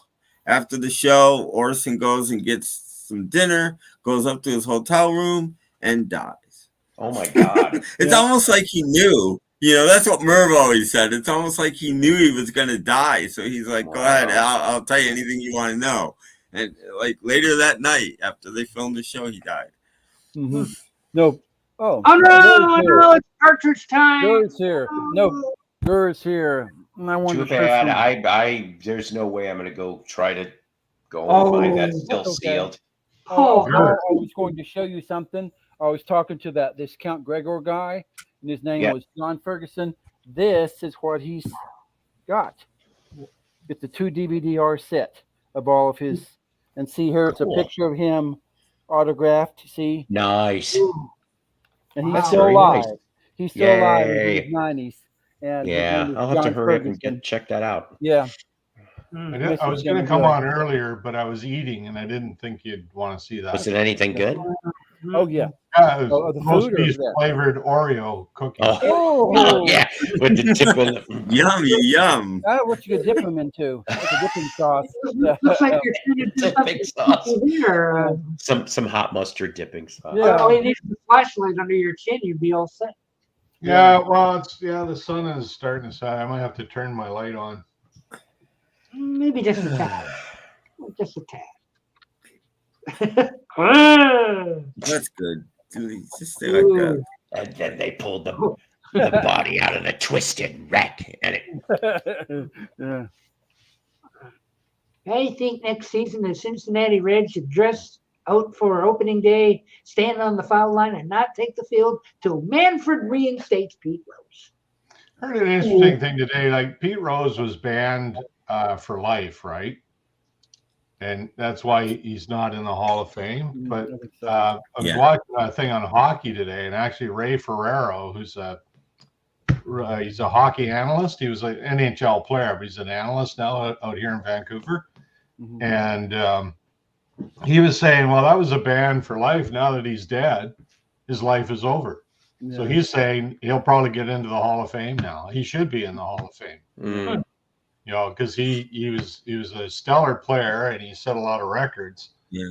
And he you know, he made that bad decision about gambling on baseball. And you know, Ferrero was saying, he says it's kind of an unwritten rule that you don't gamble on the sport that you're playing in. You know, like it's taboo. Yeah. So anyway. But I've heard there's that other division. I don't even know what it's called, of the Hall of Fame, like the classics or whatever. And that's a completely separate thing. And he's still eligible for that. Mm-hmm. Because he'll get into a completely separate thing. He'll get into the proper Hall of Fame. Yeah. I don't know if any of you guys have been there. I've been there. It's amazing. No, I'd have to go there. And I'm not a baseball fan, but I walked in there and it was like, I understood that baseball is like a religion in America. Like it's just unbelievable how they go all out for it. It's actually, if you ever get a chance to go in Cooperstown, it's spectacular. It really is good. I liked the Baseball Hall of Fame more than the Rock and Roll Hall of Fame. Yeah, well, it's kind of a different thing, a little apples and oranges. But man, they pulled out all the stops, right? I mean, it's an amazing place. Mm-hmm. It actually puts the Hockey Hall of Fame to shame. You know, like I've been to that a few times in Toronto, and Baseball Hall of Fame is like miles above that. It really It is. Yeah, but at least the Hockey Hall of Fame is in that cool old bank building. Yeah, and you get to see the Stanley Cup. You know, that's the trophy. You get to bump against the glass, maybe a little bit. Mm-hmm. Yeah. Well, I've seen it a couple times, they say it's a copy. It's not a copy. It's the real cup. I mean, that's where they keep it. You know. Well, except when the cup is on tour or something like that. Well, yeah, except when the playoffs. Yeah, but in the regular season, that's where it is. It's in Toronto. Yeah, you can pretend you're Wayne Gretzky and do stuff and whatnot. But the Baseball Hall of Fame is very cool, and they've even got a little ball field in behind and fill in a place. I got a picture of me holding the Grey Cup, the CFL Cup. Mm. I taught with a guy who played, well, it was Lance Chomick. You might remember him from the 90s. He was the place kicker for the Argonauts. Mm-hmm. And in the off season, he was a teacher. He taught. So I taught in the same school. So the year they won the cup, it was when John Candy owned them and Bruce McNall owned them and all this. So he brought the cup to school, and we all got I'm standing there holding the Grey Cup. Damn. Yeah. Huh. That's pretty cool. Mm-hmm. I kind of think back, though, you know, it's like you shouldn't really be allowed to hold it unless you won it, you know, but they're not fussy about that as they are the Stanley Cup. Right? Yeah. Did you drink any Oreo Coke out of it? Yeah, they had that back then. That's dipping, yeah. Yeah. You should have got the Oreo Coke and the Oreos, and you'd make a dipping sauce. I bought the Coke Oreo a week ago in Toledo. Oh, okay. I didn't have it. I even showed at the beginning. I don't have any more of this. It's an empty bottle. Okay. I didn't even know that the Oreo cookies existed until I've seen the Oreo Coke before in the grocery stores. Oh, really? I have not. So I didn't. Yeah, I don't drink anything with sugar in it. So you know. Oops, this one. It was Jolt Cola. I remember Jolt Cola. Yeah. Me too. I used to drink it when I worked at Walmart to keep me going. 17 times of caffeine of a daily requirement or something. Mm-hmm. I'm told that you could take two bottles of Jolt Cola to battery cables and it would start your car. Oh, really? I was going to say Pete Rose, before he passed away, should have made that 1,000,000-to-1 bet that he would have won. And what would that 1,000,000-to-1 bet would have been? That the White Sox would suck so much that they'd lose than 121 games and break the record. We let them win the last two. Yeah. I think we were mercy. I love when they booed him though, because they won, and I'm like, you people don't know what you want, and they're just like, boo. I don't understand the whole lifetime. Like, I understand what Pete Rose did was wrong, but there's guys that did much worse than him. Yeah. And they didn't get a lifetime ban. And I'm just saying there had to have been something personal behind that, because it was just, that was a little bit over the top, that level of punishment, Yeah. I'll agree on that, to tell you the honest truth. I mean, I thought he was okay. Okay. I was not a huge fan. I did like, Charlie Hustle, for God's sakes. He deserved to be in there. I don't know. There's just certain other players, I guess, that I just. Well, Ray Ferrero made an interesting comment. He says, unless you were a Cincinnati Reds fan, you hated Pete Rose. And that says it all right there, really. I mean, that's how significant he was. Unless you're a Reds fan, you hated that guy. Yeah. And we were very jealous of him. Well, he was effective. That's the whole point. Like he was on the field. He was somebody to be feared, because he could.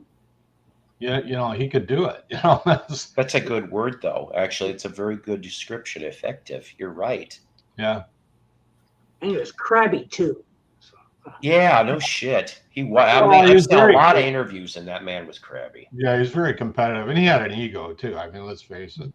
Yes, Shoeless Joe was the same thing. Yeah, come for on. The White Sox, and I didn't think that was right either. I thought he was the least guilty out of the 8. Yeah. Well, he was the one that didn't take the bribe, wasn't it?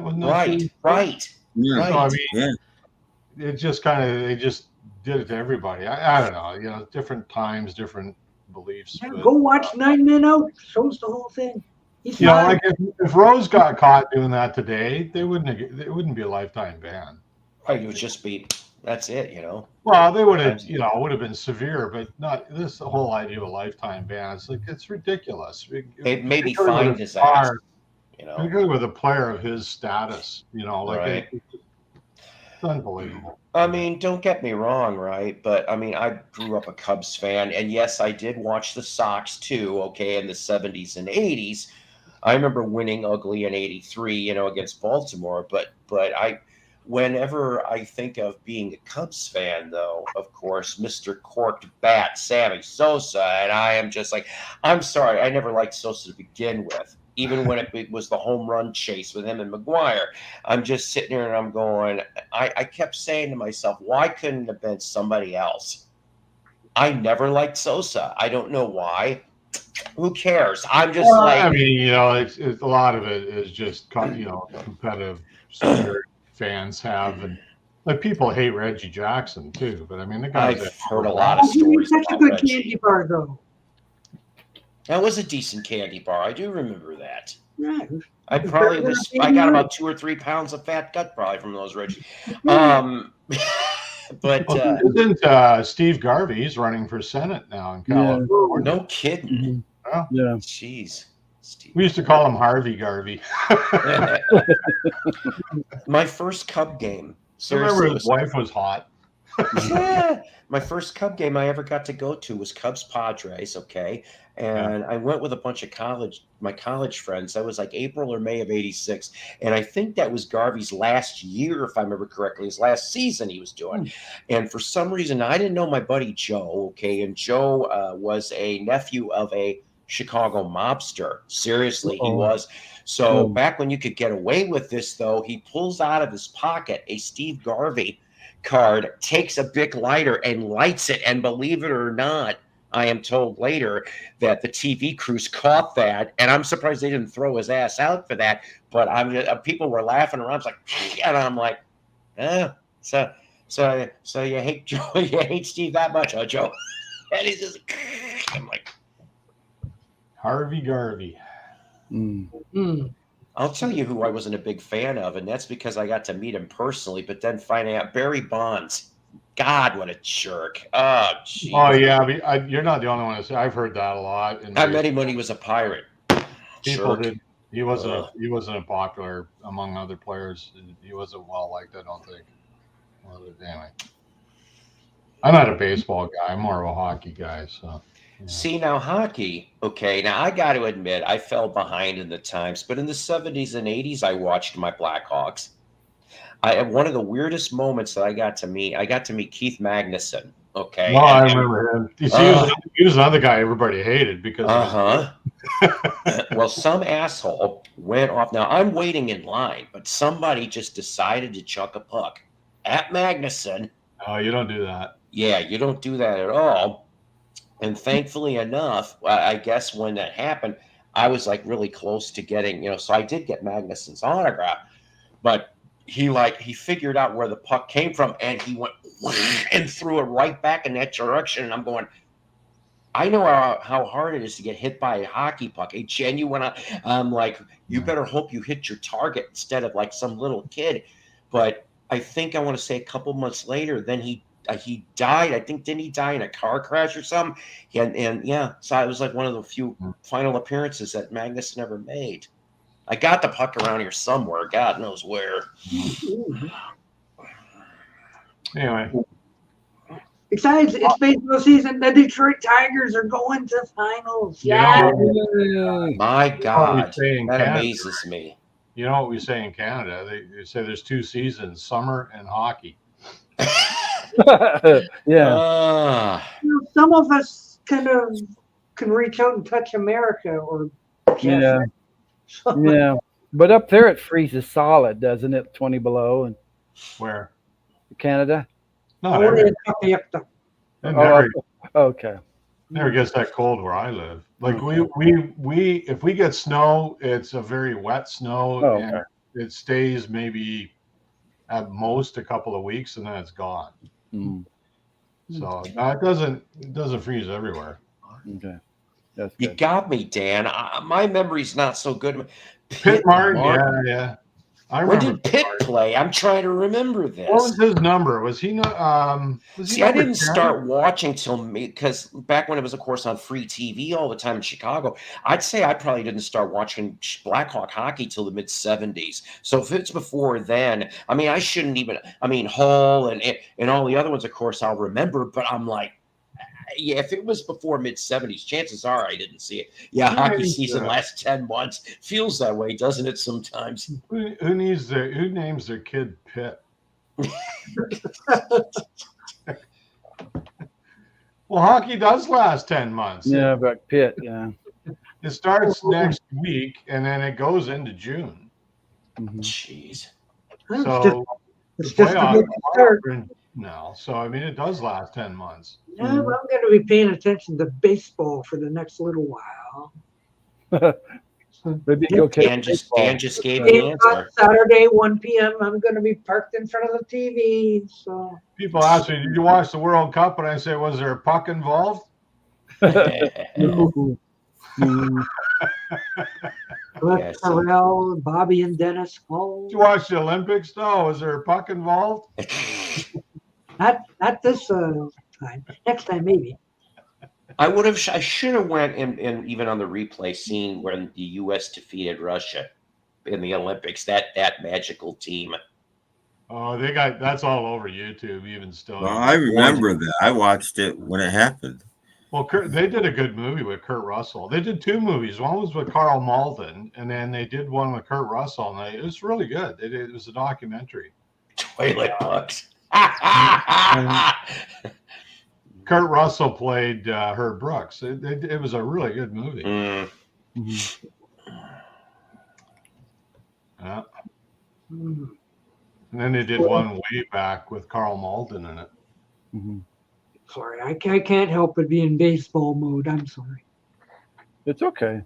Not when the team over there is doing very good. So. Baseball and Oreos go together. Oh dear Yeah. Lord! Anybody update on the Royals? How is my AL team doing on the Royals? Oh, the Royals, I think they're. We won the first game, I'm told. When I was on, somebody told me that in my chat on my show on the other day.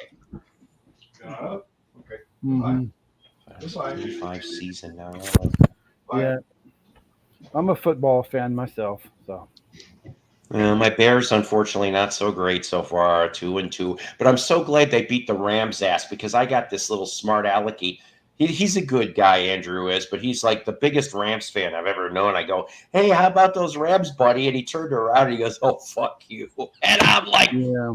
Well, it's not like I had anything to do with it. The Bears. Yep. I lost track of the Rams back in LA now. Or are they still in St. Louis? I would know. We have an update on 5-4 Philly. To the people watching in Oakland, I'm sorry that you guys lost your A's. 56 years. That's a long time. Where did they go? Vegas, I'm told. They're moving to Vegas. Oh, so they followed the Raiders then. The Raiders are there. That's not right. That's not right. Because the A's won so many championships there in the 70s. Like they were the team, right? So somebody's going to take that old Oakland spot. So I wonder who the hell it'll be. Who's going to leave? It'll be the Oakland Bees. No, it might as well be the Chicago White Sox that they keep sucking this much. They can go to Oakland for all I give a shit. Expansion. We're going to call them the Bees. The Bees. Expansion team. They'll put them in the National League, though. Yellow and black, and they got big stingers. Oh, that didn't sound right. Never mind. Maybe they'll put them in the National League and call them the Ends. Oh my God.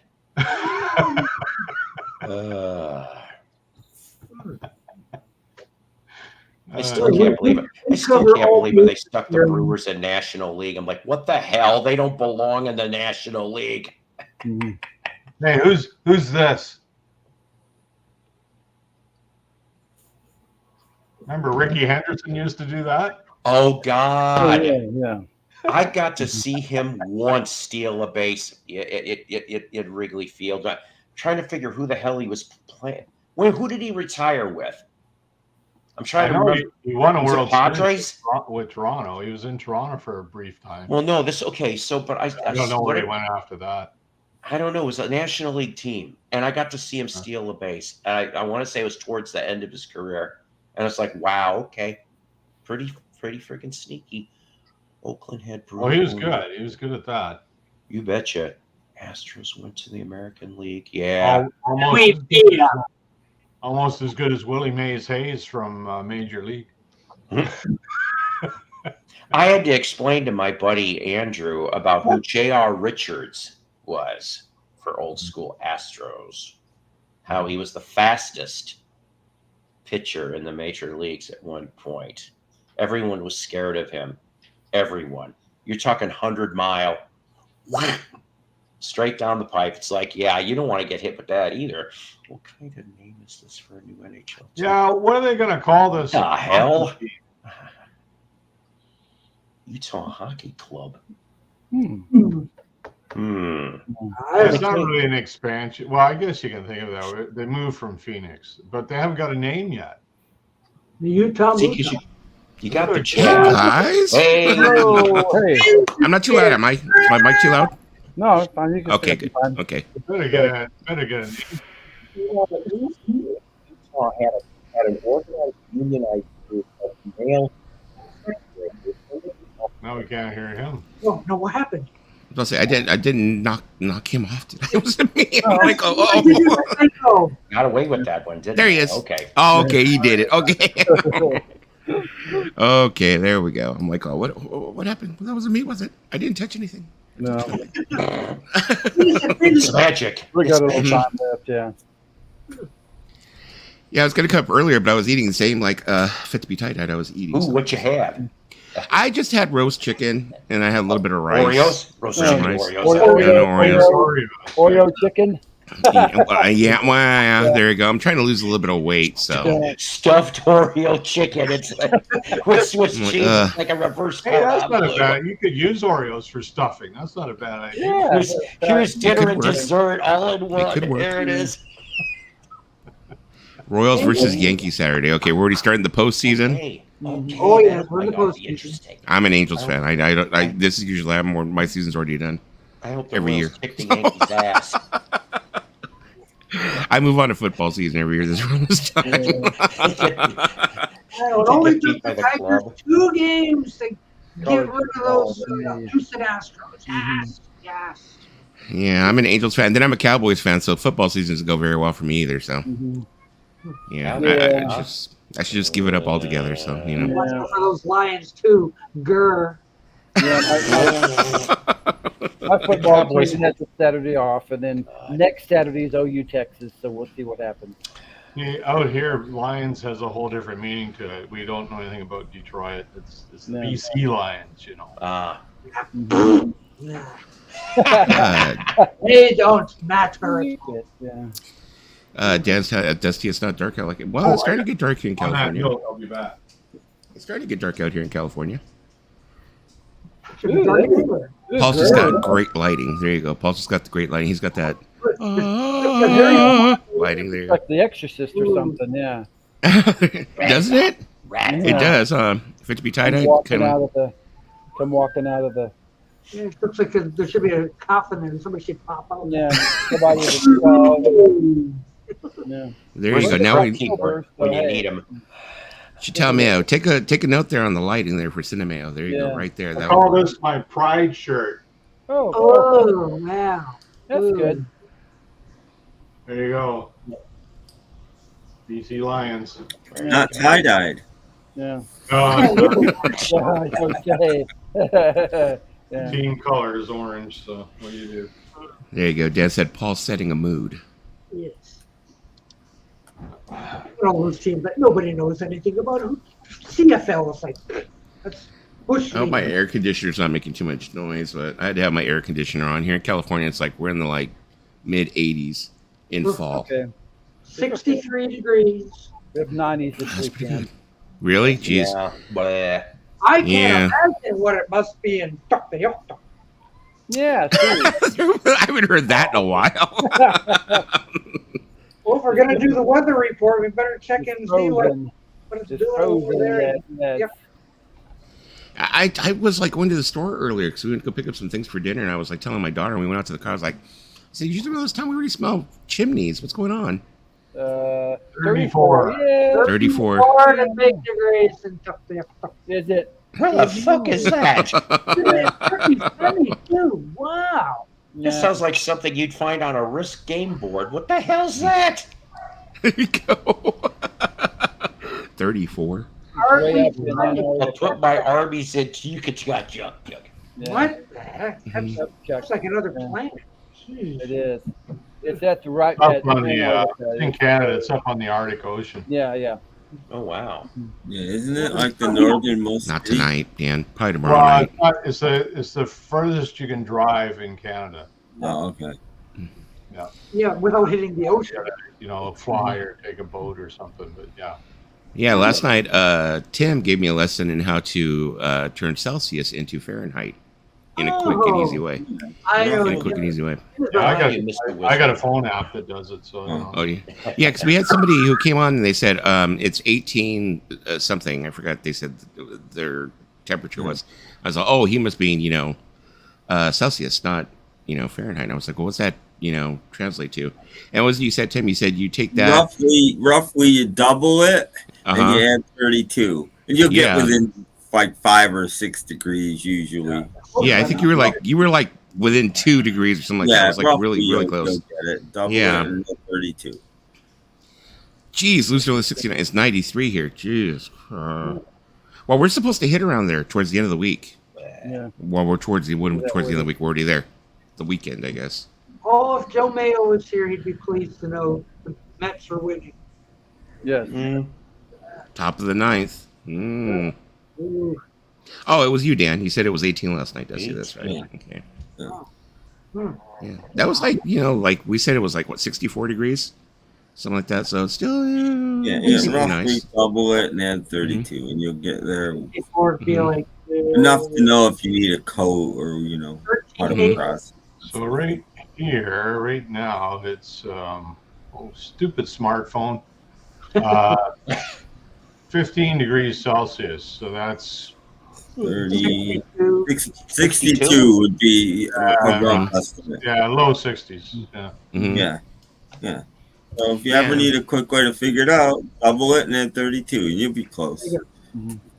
But then also, I mean, I live in a 3-bedroom townhome, so it's not that big. So we start cooking, it kind of heats up in here. So so it kind of heats up.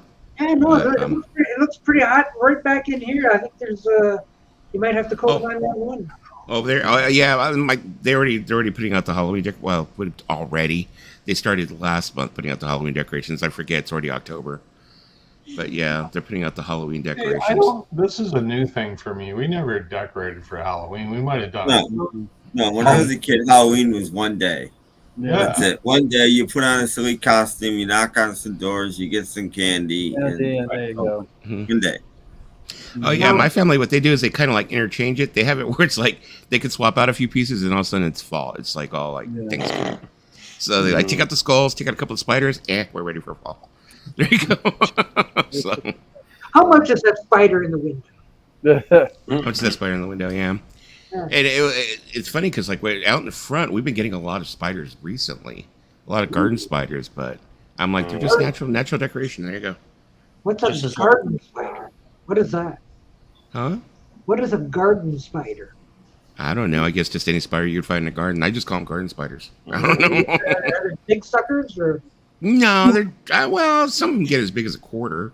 I guess but some, yeah. My daughter, she's an arachnophobe, so she hates all spiders. It's like you can't get her to kill anything that has like more than 2 legs. Wait, that didn't sound right. But anyway, wow, you can't get her to kill any bugs. There you go. She freaks out. She's like, kill it, Dad, kill it. Yeah. Just as long as it's not a kingdom of spiders, then Right. that's a different story. Yeah, because we had like potato bugs or something like that. It was like the ones that fly like flying beetles or something. And she would freak out over it. And I was like, she just caught me in a bad mood. I'm such a horrible father. She caught me in a bad mood one time, and she was like just overdoing it about one of them. So I grabbed it and I threw it at her. I was like, get over it. I was like, God, stop it. I know I didn't raise you to be that much of a wimp. Jesus. Yeah. Did we get a burger in here or no? Normal's a little weird in places, but it's a good album. All the Knack albums are pretty good. I like Normal better than Zoom. Mm-hmm. The Oh, new geez, my episode instinct. of Jukebox from Hell, Monday, coming up, will be this. Nice. It's like funny because like doing streams all the time, it's like my natural instinct when somebody pulls up the records to make them big. So like that's the first thing I do. My arm's like already going for it. I'm like, oh, not my stream. Yeah, Australia has some big ass kangaroos too. No, they do. We got these spiders out here called wolf spiders, and they can get quite big. Like they're spiders, yeah. $249 for the Knack CD. That's not bad. Yeah. Still feel. Still feel. Yes, no. What do you want? I'm not opening that sucker. Yeah. Right. I It's don't have to worry about bugs. It's a fine album. You'll be pleased. Yeah, my cats take over everything. No bugs here, not a one. Yeah, usually I get UCDs out here for about $2, probably something like that. Yeah. Yeah, last night Mason like schooled us. We had a very intense conversation on my stream about Michael Jackson Thrillers. I still have it here on my desk from last night. Yeah, Tim was loving it. Oh, Tim was it? I guess he was like, well, Mason, he just has this thing where he says like, oh, this is an original press, which I understand what he means by original press. It's like, one of the first ones came out during the 80s, and I guess but he said he's paid, what was it, Tim, like $6 for it? Yeah, I don't. I told him. But it's a CD, and they sold 32 million of them. Yeah. I told him, I said, you go to Walmart, I got it for $5. Yeah, not a hard one to find. That's I was about to say it, isn't it? Yeah. Yeah, so there you go. This blows through. I do not have mine up here. And I had them here the other night, too. Oh, Dusty. I know. To be different. I should know I was coming up to pull a couple of them up here to show. That's okay. So. And besides, mine does have the shopping bag. Oh, it does? Okay. Yeah. It has a shopping bag, a little mini replica of the shopping bag. Small one, there you go. yes. I have the shopping bag. Oh, my goodness, look at that. Yeah, there you go. See? Comes with the shopping bag. You put a pack of gum in that thing. Yeah. Tim said, Dusty be a rebel and show the cow seals. I got ripped Can't. off. I didn't have a shopping bag. I'm going to take it back. Yes, but it took a couple of years. Lots of and we got times. it back. It was a mess. Not in a long time. I want my shopping bag. Oh, well. Maybe we'll get Robert P to reproduce some. Yeah, that'd be good. Yeah, reproduce some shopping bags. I was about to say, I think with like streaming and everything nowadays, it's like you don't really hear people like ask you to like borrow a record or a CD. It's kind of like that's kind of like all 70s. No, my brother, you got to get your own type Back thing. in the So good old days, yeah. yeah, I don't think people borrow I think in anymore. my life I lent out two things and I never got them back. So I don't do that. I still have a box set that I borrowed, and I tried to give it back to the guy like 3 times, and he's like, "No, I'm not going straight home today. You just keep it for." Then I wound up moving, and I still have it. And it's like I tried. It's not like I kept it. I tried like multiple times to give this thing back, and he wouldn't take it. Right. Same thing for my buddy let me borrow the Badfinger book from Dan Montevina, and I'm like, he moved, and then I moved. I'm like, well, I guess it's mine now by default. Mm-hmm. Well, here you go, Tim. Let me let you Thriller here. No, I don't need Thriller. I'm good. Let me let you Thriller. There you go. I would like to hear a review by next week. Find in my collection. Yeah.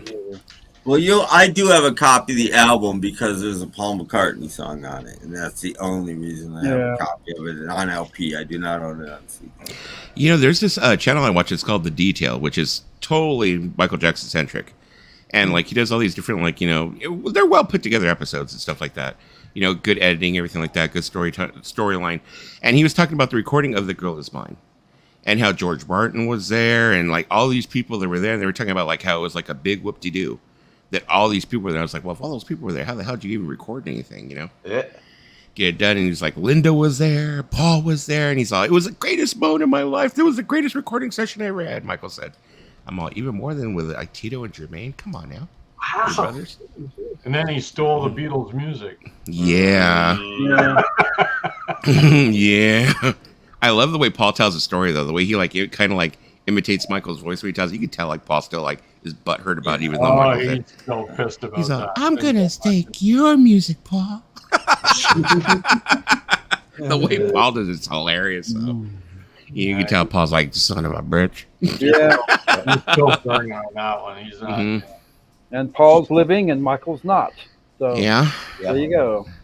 But, Didn't they get back a big amount? He of it? lost McCartney because of it too, because Michael Jackson didn't have the money for that. Columbia backed him, and that was his label. Yeah. Yeah. Now, so now it's an Sony, As soon as his contract was over, he was away. Yeah, he went back to Capitol, right? Yep, he went back to Capitol because screw you guys. What the hell, man? Yeah, he's like, oh, you guys pitched in money to screw me over. Yeah. Yep. And I would like to remind everyone that David Gilmour will not be appearing on this channel. Yes. Uh-oh. What did David Gilmour do? I missed it. Get his record here pretty soon. I don't know, but he's not appearing on this channel. Well, he's on tour. He's on tour. Burton Cummings has a new CD coming out, apparently. Yeah. Looking forward to that. His last one he did, 2008 or something? It's really good. I didn't have it until recently, and I better get that. I really like it. It's good. Maybe this one will be called Stand Taller. Maybe. or I Can't Stand You or something. Anyway. I Can't Stand Without Falling Down? So he's going to be busy. He's going to be touring the U.S., I guess, a little bit. Don't even think about seeing David Gilmour here. It's just not going to happen. No. Is Roger Waters welcome? You don't like David Gilmour? Is there a thing there? You won't see Rick 9G either. Yeah. There's a really good. Longer. There's a really good song on the latest album of David Gilmour. His daughter sings it. It's really good. Daughter's on vocals. Have you ever seen the meme where it's a picture of David Gilmour's daughter and she's holding her Stratocaster?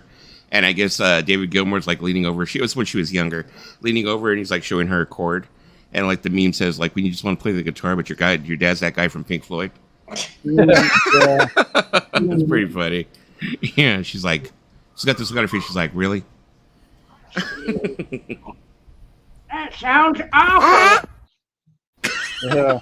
Oh. Good thing Toby couldn't hear that. Jeez. No, Dave's mad at me. Dave's mad at the world. He's not appearing anywhere. He just refuses. Yeah. Don't even look for David Gilmour to be here, there, or anywhere. I thought Roger Waters was the angry one. Yeah. Maybe they take Waters is turns. just strange. I don't think he's angry. He's just weird. It's like I thought he like had a problem with mankind. I think he hung around Sid Barrett too much. Anyway, no, he was on. Piers Morgan interviewed him about a month or so ago. On his YouTube. It was on YouTube. It's on his show, and he's just very opinionated, and he has to be in control of the whole situation. Like he can't. Yeah, like a certain group he was in. Yeah. Yeah. Well, I guess, but you get the impression that if you're going to have a conversation with Roger Waters, you first have to work out the vocabulary you're going to use. Yeah. And, there's all these things that he won't talk about. And it's like, well, like he's not the kind of guy you're just going to sit down and have a conversation with because he's got all these boundaries. And it's just, it seemed to be a little, I don't know, he's very, I think he's very much into himself and he's right and everybody else is wrong kind of thing. Yeah, that's right. That's about right. That's kind of the impression you get. But now, having said that, it was a really interesting interview because what he did speak about, he's very well informed on. And so, but he's very much of one mind, and this is the way it is. And you're not even gonna challenge him, on these things. Kind of how he approaches it. But it was interesting when they did get sort of break down the walls a little bit. And, it was an interesting interview anyway. Because I mean, they sounded great in 2008 at Live 8. I really thought that it's years ago now, but I really thought that was going to like pave the way. That maybe they buried the hatchet. That's it. And it's like no. From that hour, was that Live 8 or what was it? Yeah, Live 8. I think it was in 2008 for Live 8. And I mean, they sounded great. They looked like they were getting along. And it looked like, Waters was enjoying himself, being up there with them and stuff. But I guess it's all phony. It was all fake. They were probably all in separate dressing rooms on other sides of the freaking, fairgrounds or whatever. I think, they kind of got behind the cause. And I think that was the whole thing. And once the cause was done, then it was like back to where we were kind of thing. Yeah. Well, at least we got that, though. I mean, at least we got that. Maybe in the future, hopefully, people got that Led Zeppelin when they reunited too with Jason Bonham. Well, they're going to do some stuff, and I guess Page wanted to, but Plant would have no part of it. Like which is a shame. I would be, I wouldn't want to see it now because they're all too old. But back in, I guess that was 2008 as well. It would have been interesting to see some new material from them, just to compare it to what they were doing before to what they would come up with now. It would have been interesting. Just listen to Plant and Krause. He was very much involved in that, and I think it was. Plant was really serious when he said there's no Led Zeppelin without John Bonham. And I think he still holds that close to his heart. He still doesn't believe they can be Led Zeppelin without John Bonham. Because remember, he and John Bonham were the friends in that band. He brought Bonham into the band. Like they were the close ones in that band. And so he had a really, really close tie to him. There's no Beatles without Stu Sutcliffe. Or Jimmy Nickel. Jimmy thought it was Nichols Pete is still in Best. the There you airport. Well, I think Townsend and Daltrey should get together with McCartney and Starr, and they'd have a band again. Yeah, that'd be good. That would have to be like the funniest thing to do is like go to a Ringo gig and just like hold up a big sign that says, "I love Pete Best." Oh. I'm sure somebody's done it. I'm sure somebody's done it. Mm-hmm. I'm sure somebody's done it, thinking they were being cute or something, you know. Yeah, so you Being have half cheeky the like me. Who and half the Beatles. You have the Hoodles. Mm-hmm. Last night we watched the Ruddles, me and Tim and the rest of the Nut Crew, late night Nut Crew. Yeah, we watched the Ruddles. Buddy of mine, I was just talking to him on the phone this afternoon. He met Keith Richards. He used to work at there's a record chain out here called A&B Sound, and he worked there. And the Stones were in town, and Keith Richards showed up at the store one day, and he basically entertained them for about 2 or 3 hours. Nice. He says he's just a real funny guy, and he's just a great guy to hang out with, and he was relaxed and just enjoyed being there talking to the people in the record store. You know, like, Better to have Keith Richards in there than Neil Young, for sure. yeah, Neil would be checking for the bootlegs, right? Yeah, yeah. Yeah, I played that video on my stream. Everybody out.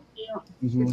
I played that video on my stream of him going in that record store during the 70s, and I guess they're playing Sgt. Pepper in the background, and it got me freaking dinged. It actually got me an actual strike. It didn't get me a claim. It was an actual strike. That was the last track I got. But yeah, it was the video of him going in there, and he's like pulling the records, going, walking up to the guy by the car. I said to my buddy, I said, it's a good thing I wasn't there at the time he was in your store. He says, why? I says, I would have gone up to him and said, excuse me, sir, the Beatles section is over here. But it's funny, like Keith would have loved that. I mean, he's got that kind of sense of humor. You know? But it's funny in that video because Neil Young just roasts that poor kid. That poor kid's like just caught in the middle of like, kids like, I'm just selling records and tapes, man. And Neil's all, that's me. See, he's like, the record, that's me. Like, give me a break. Yeah. I don't even get meal breaks. Like. I don't even get a pee break. You give me all the time. That's Neil, though. Neil's kind of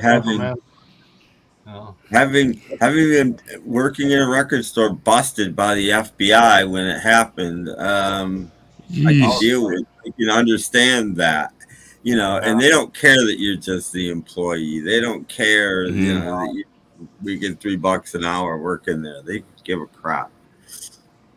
I remember when I was a teenager, I worked for this place in Downey called Middle Earth Records. And the guy was like, he was one of those where he played little janky games. And I think I've said it before on one of my streams that he would do stuff like he would impress all the kids by going out and buying a bunch of Canadian records, but then he would call them imports and all the kids would come in and buy them. Technically they're imports, but not like British imports or anything like that. So he would do that. And then also he had this whole section of videotapes where just like he would send out all these people with video cameras. This is like 1989, mind you. I don't know how the hell he pulled this off, where he would get kids to go to go to concerts and film them, and stick them on VHS. It's like, how the hell did he do this? And then he would sell the bootleg concerts in his store. I mean, he had a whole wall of them. Wow. And I was just always thinking, I'm like, well, these days they're going to come in here, they're going to bust us. I'm going to be sitting here, I'm going to be. My mom's like, yeah. You got the kids to do it because they're not going to get arrested. Right. Yeah, because they'll just call their parents. They'll take them to the police station. They'll take equipment. Yeah. We had 2 full boxes of bootleg cassettes from local concerts that my boss was getting from some guy that was going to concerts and taping them, and we were selling the bootleg tapes. And they were in the display case 2 racks down, right? And as soon as they came in, we emptied the store bootlegs, so they were pissed. We got word that they were coming.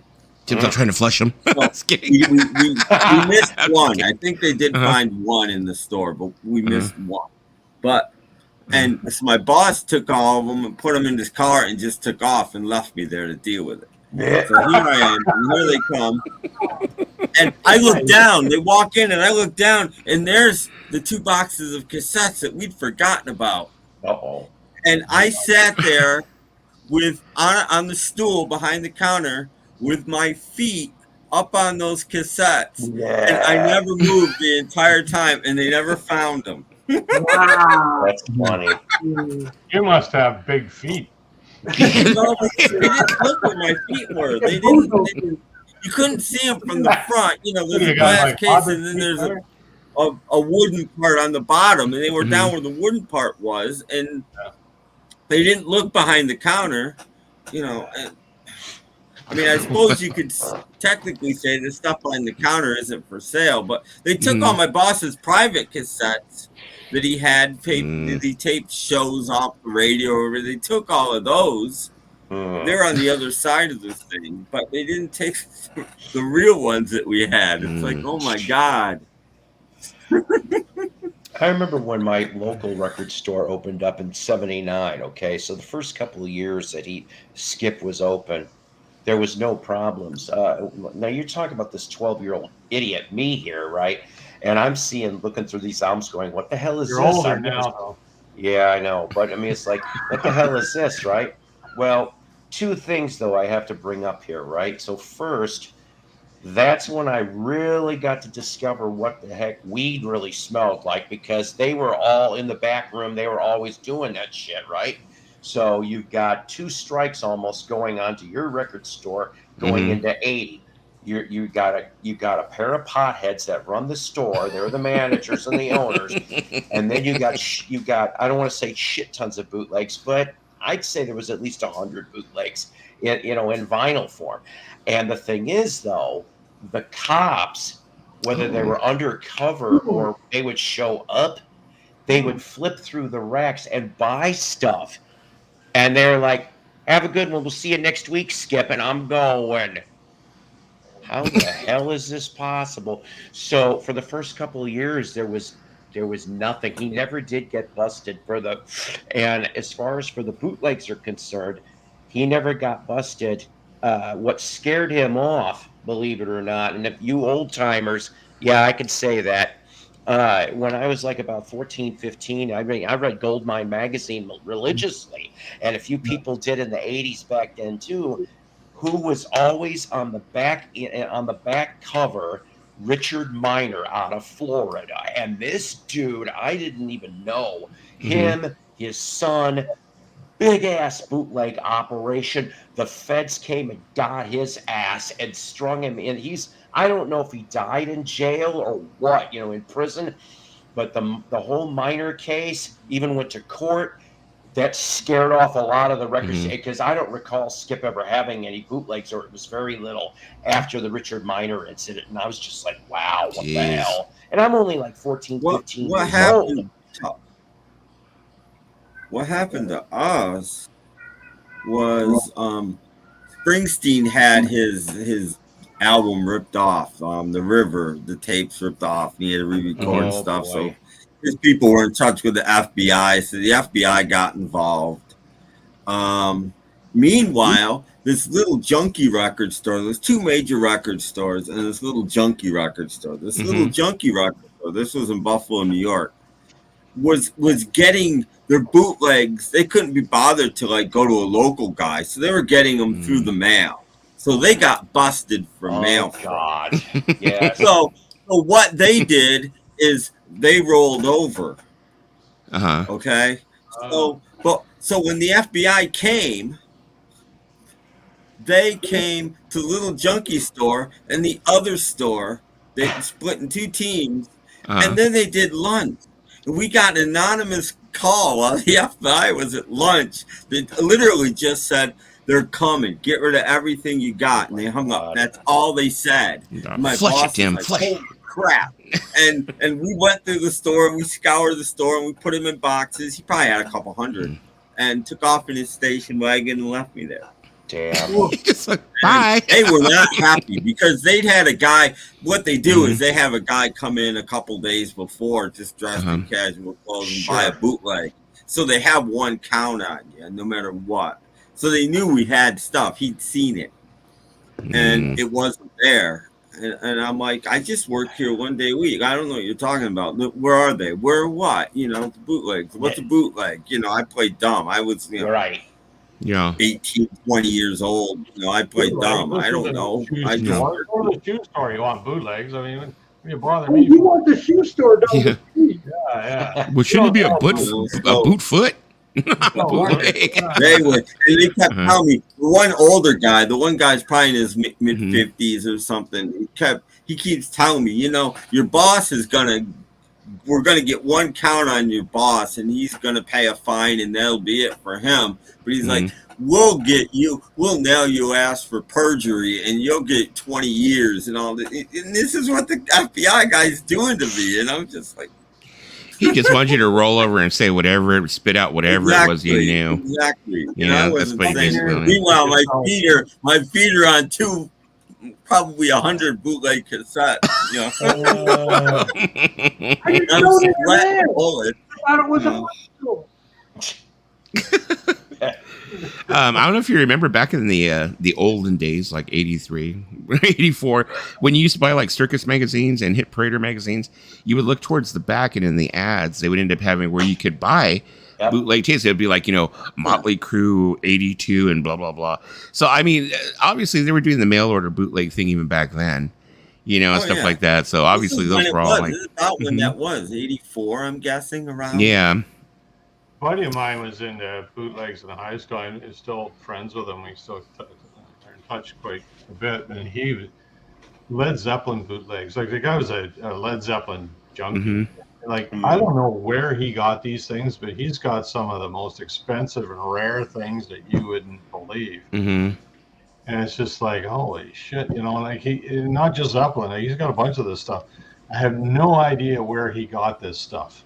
But I go over to his house, I got a new bootleg. How'd you get this? Oh, some guy I know. It's like, some guy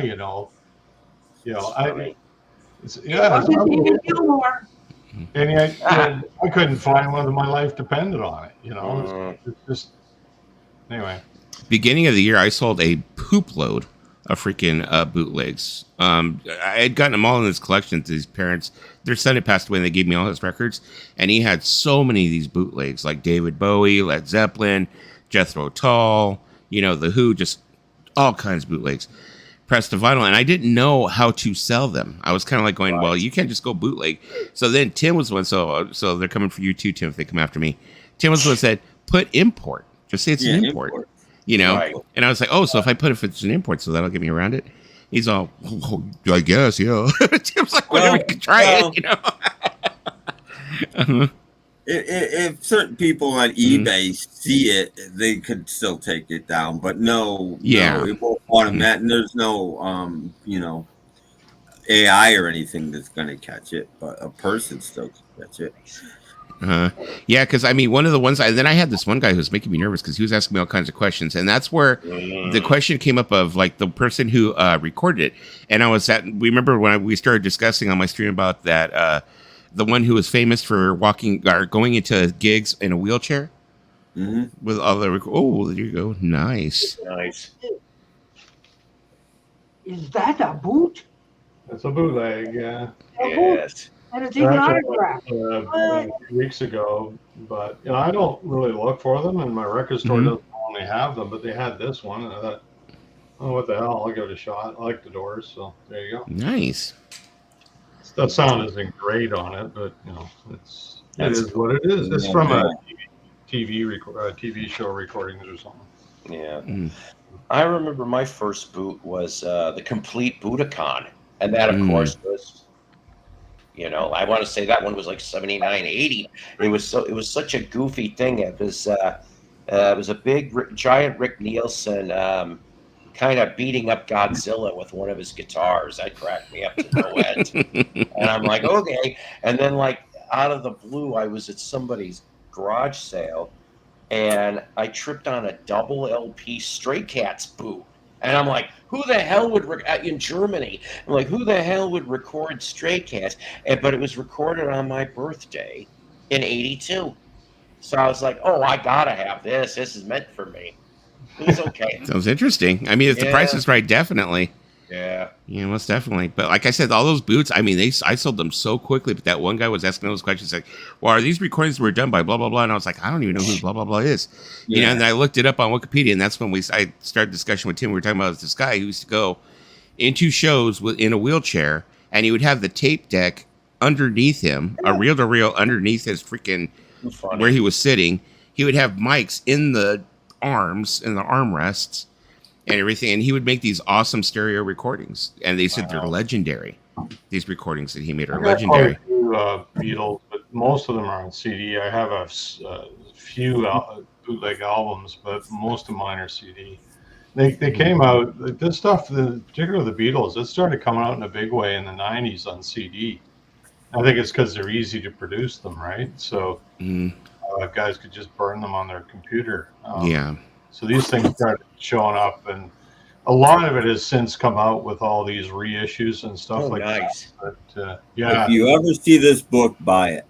Yeah, there's lots of books written on this. Yeah, but this is the best one probably ever. Yeah. This one has interviews with every major bootlegger that was around from the beginning of bootlegs to the early 80s. Wow. And, you know, it's informative. He tells you the laws. He tells you why some people can get away with it. It's the gray areas. This is the bootleg Bible right here. That looks really good. I'm gonna have to put that on my reading. Yeah, this is an amazing book, well written, and like I said, interviews with R. Crumb in here. You know, the guys that did the covers, and you know, jeez, just fantastic book. I think the last thing I remember reading anything bootleg related, I wish I knew the source. I can't remember. It was a nice article on TMOQ, and it was fascinating to me anyway. Well, I mean, the thing that's really crazy nowadays, you could go ahead and take your iPhone into a concert and record a concert in 4K, and you could zoom in on it and have near perfect, you know, picture quality. And and nowadays they don't even stop you. You can buy these little attachments, these little lapel, you know, microphones that can pick up the whole concert in stereo sound with good bass and everything. Wow. You know, so it's like, so I don't even see where, you know, how are they stopping, you know, the kids with the phones and stuff now? Yeah, but they rarely make bootlegs anymore. That's why there's so much of this stuff. It's all up on YouTube. Yep. Yeah, you just go to YouTube. You want it anymore. It's a shame. Well, I think the smart bands will capitalize. Like the Stones have done this whole From the Vault series, and I've been collecting as they come out. And that stuff it's all live, right? It's all live recordings. Well, that stuff's all been bootleg. But now they say, well, if there's a market for this, let's make some money off it, right? Right. So they've been releasing these full concerts, you know, triple album sets, and some of them include DVDs and Blu-rays, and like it's amazing stuff, and I enjoy it. But see, those are official releases. They're not. They're not. They're not same thing for Kiss. Yeah, Kiss. But it is material that had been bootlegged, and they figured, hey, if people want this, let's make some money. You know? And Neil Young's done it too. Yep. Yeah. He's doing his archive series. But some people were doing it, and you know, Elvis Costello did it in 1978.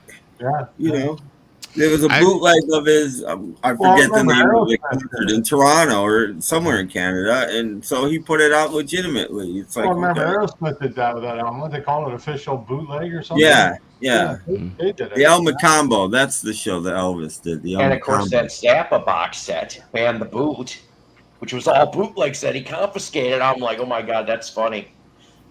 Yeah, that's smart. That's smart. One of the most successful ones the Stones did was the full El Macambo concert that they did.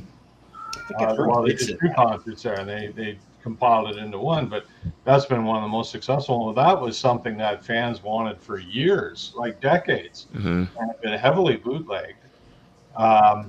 But now the Stones have they've released it as an official album. That's fantastic. It really, because that one they did, it was only a few cuts from that show. The rest of it was culled from different places. And then of course they got the Brussels Affair, which was always a heavily bootlegged one that they've released officially as well. So, I mean, you know, like there is a market for that stuff, and I don't know why it took bands so long to kind of clue into the fact that, hey, we can make some money off it, rather than trying to stop it. Just eliminate it by releasing it yourself, and people will buy it, you know. And then why would you buy the bootleg when you got this one that's nicely packaged and nicely produced? Why would you bother with a bootleg? You know, that doesn't make any sense. So I'm surprised bands haven't done more of it or didn't do it earlier than they have. Speaking of Kiss, I remember reading somewhere. I don't know if I read it somewhere or if I saw it on a video somewhere. They were talking about how Gene Simmons used to go into the Sunset Records on Sunset. The Tower Records on Sunset in Hollywood. And oh, look at pretty kitty. Beautiful cat. Yes, thank you. Wow. Tabby. Yes, go. They're like, Sorry, didn't mean to derail. So that he would go in there and he would look for Kiss bootlegs. And that he would pull the Neil Young. He would just go ahead and be like, these are bootlegs. These are my band. I'm taking them. And they would just let him take them. So after a while, they kind of like caught on that they were not carrying any bootlegs. They knew that Gene Simmons would walk in and take them. But I'm wondering if some of those bootlegs that he took are some of the ones that are coming out in that series. But no, those are soundboard recordings. Am I right, Paul? Yeah. Yes. So he's coming out with soundboard recordings. Sorry, I forgot there's 2 Pauls on here. Yeah. Yeah. Yeah. So I mean, it's top quality stuff for sure. Yeah. And it's it just the stuff blows me away because again, like the Stones sound great when they're live in a small venue. That's where bands like that sound the best. It just blows me away that they haven't done more of this over the years. And it's only, I think the first one came out in the early 2000s or 2010s or something like that. And I'm thinking, man, you could have been releasing these things all along. And because they're really good and they are from the soundboard. Like these are all top quality things. I remember during the 90s, early 90s when I was doing like an internship for K-Rock out here in Los Angeles. We would hand out all this stuff like, all these keychains and stuff like that. Well, anyways, Pearl Jam had come out with a series of CDs. I think there was probably like about 8 of them, 8 different concerts. And they would put them in these plain brown covers that kind of looked like they had a stamp on them, like they were old bootlegs, but they were of different shows. But the only way you could get them was if somebody from K-Rock gave you one. So luckily I have a whole set of them. I wonder if they're worth anything. Since that was the only way you could get them is it was like somebody from K-Rock, like you went to the club or you went to like an event, like opening of a liquor store or whatever, and they tossed it out, you would get one. But there was like 8 different ones and stuff. But I remember they really tried hard to make it look like the old-fashioned bootlegs, like it was stamped and stuff. But they were soundboard recordings, though. They were soundboard recordings. They weren't like, bootlegs or whatever. But that's like when Eddie Vedder was trying to do his whole thing, like, yeah, man, let's keep it cool. How many stereo box tops will it take to get one of those? I have no idea. I guess you just had to like, be a pretty chicken and walk up to one of us and we give you one. We'd be like, we used to hand out K-Rock condoms too, so it'd be condoms, keychains, and those CDs. So pretty, in giving out the innuendos right there. Get some Coke Oreos, and you got it complete. There you go. You have a good time. CD, condoms, Oreo cookie, Coke. You're good. About the age we live in now with all the online options, which aren't legal. But you can still get all this stuff, right? Like if you things that were like limited issue or special issue sorts of things, somewhere somebody has it online. Right? Oh yeah. Or you find out it wasn't as special as you thought it was. There's a lot more people that have it, I know the Guess Who did one. I think it was like '67 or something called A Wild Pair, and side one was a group called the Staccatos, which was became the 5-man Electric Band, and then side 2 was the Guess Who. But it was released as a Coca-Cola promotion. Oh, okay. And you had to send in so many bottle caps to get this promotional album. So it wasn't sold in stores. And of course, as the Guess Who become famous, this thing becomes a highly sought after album. Interesting thing is they're actually not that hard to find in stores, in the secondhand stores. I picked one up that was pretty much mint. Nice. A couple of years ago. They're not easy to find, but I wouldn't say they're impossible to find either. You'll find them around, but that's the sort of thing I'm talking about. That we live in a time now where somebody has probably posted that online somewhere. Yeah, probably. Yeah, it's probably on YouTube. You probably find most of those bootlegs on YouTube if you want to. Yeah, somebody's probably uploaded it. Stuff you can find on YouTube that you think, well, nobody else knows about this song, and sure enough, there it is, right? So, and the 5-man electrical band didn't amount to anything anyway. The thing I don't understand is I have a second channel. It's called Dusty Spins 2, which I had created that was just going to be for concerts music documentary, stuff like that. I don't understand how these other channels can upload, and I've complained about this many times. Tim's all, oh, here we go with this crap again.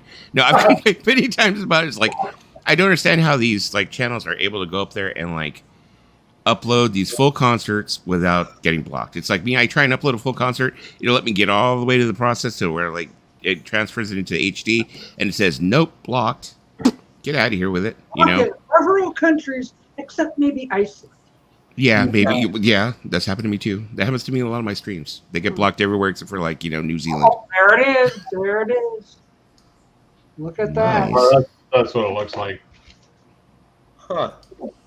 But you could only get this as initially, anyway, as a Coca-Cola promotion.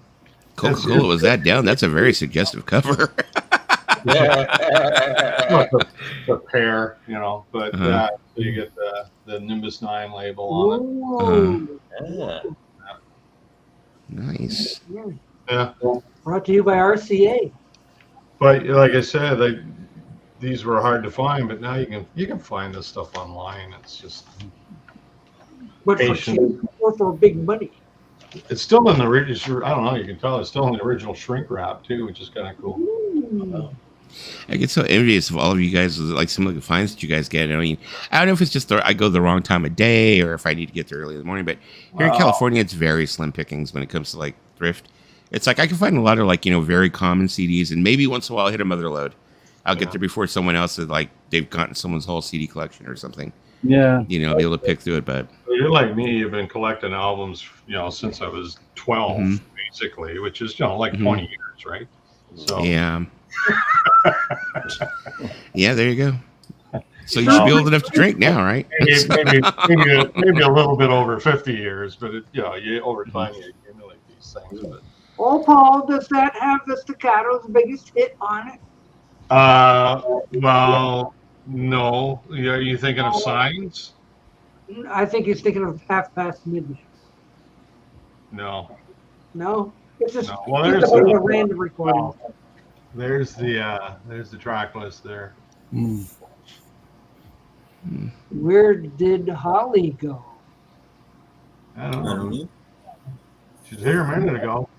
Yeah. Even that Guess Who song side pretty sparse. Well, these were early things they did before the We Field Soul album. They did These Eyes. That was their first, major. I need your company. Hey Good Hardy is one that people might know about. But anyway. But it's kind of a cool album. Half a good. Pogo. We have a problem in the corner. Look out. Paul. Maybe his internet's acted up. Paul turned into a circle. So quick, stat. Somebody call 911. I blew his mind with a wild pair. Oh, I had to take a fam call. Thanks for having me on. Okay. No problem, Paul. Thanks for seeing you. Oof. Have to knock that out then, I guess. And then there were 5. Paul spinning out of control. Yeah, I really regret that. Like during the night, during the 90s was like out here. It was like everybody was dumping their vinyl. It's like I said, I've said it many times before. During the 90s, I was able to walk out with a stack of records and I only paid like $0.25 a piece. We're talking like 92, 93. Yeah. And I just had, but I got rid of that whole collection because I bought into the whole thing. Like, oh, I've got everything on MP3s now. I've got everything on hard drives. I don't need to haul this freaking record collection around. And part of the way was with so many vinyl records. Yeah. Still had, a lot of it was just I didn't have room to, like, you got the vinyl, you got the CD, which you're going to keep, right? And you don't know any better. And there's so many things I wish I had kept, We had this guy before it wasn't even for CD, but when I was late 80s, when I was working at the record store, we had this guy putting his entire collection onto videotape, VHS, and then he would sell his records. But he's bringing in like his complete 13th floor elevator collection and his complete chocolate watch band collection.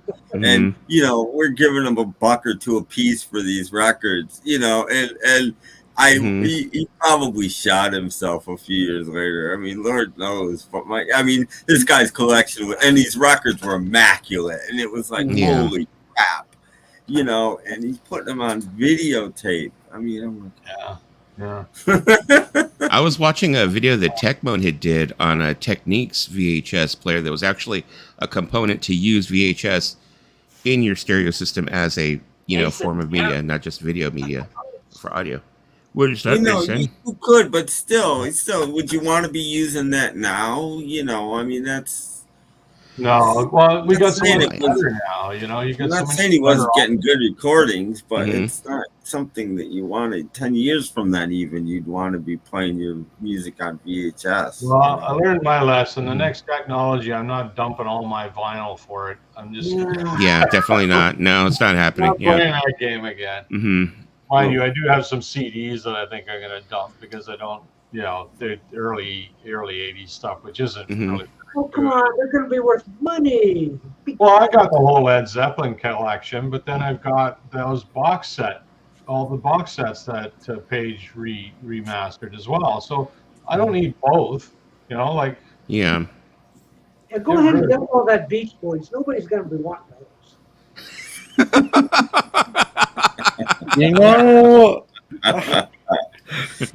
But actually, I want to come on and mention something today. This is about there's only one reason I'm really doing this, right? Because my preferred way of listening to music is physical media, particularly CD and the occasional cassette, because every now and then I like to hear analog.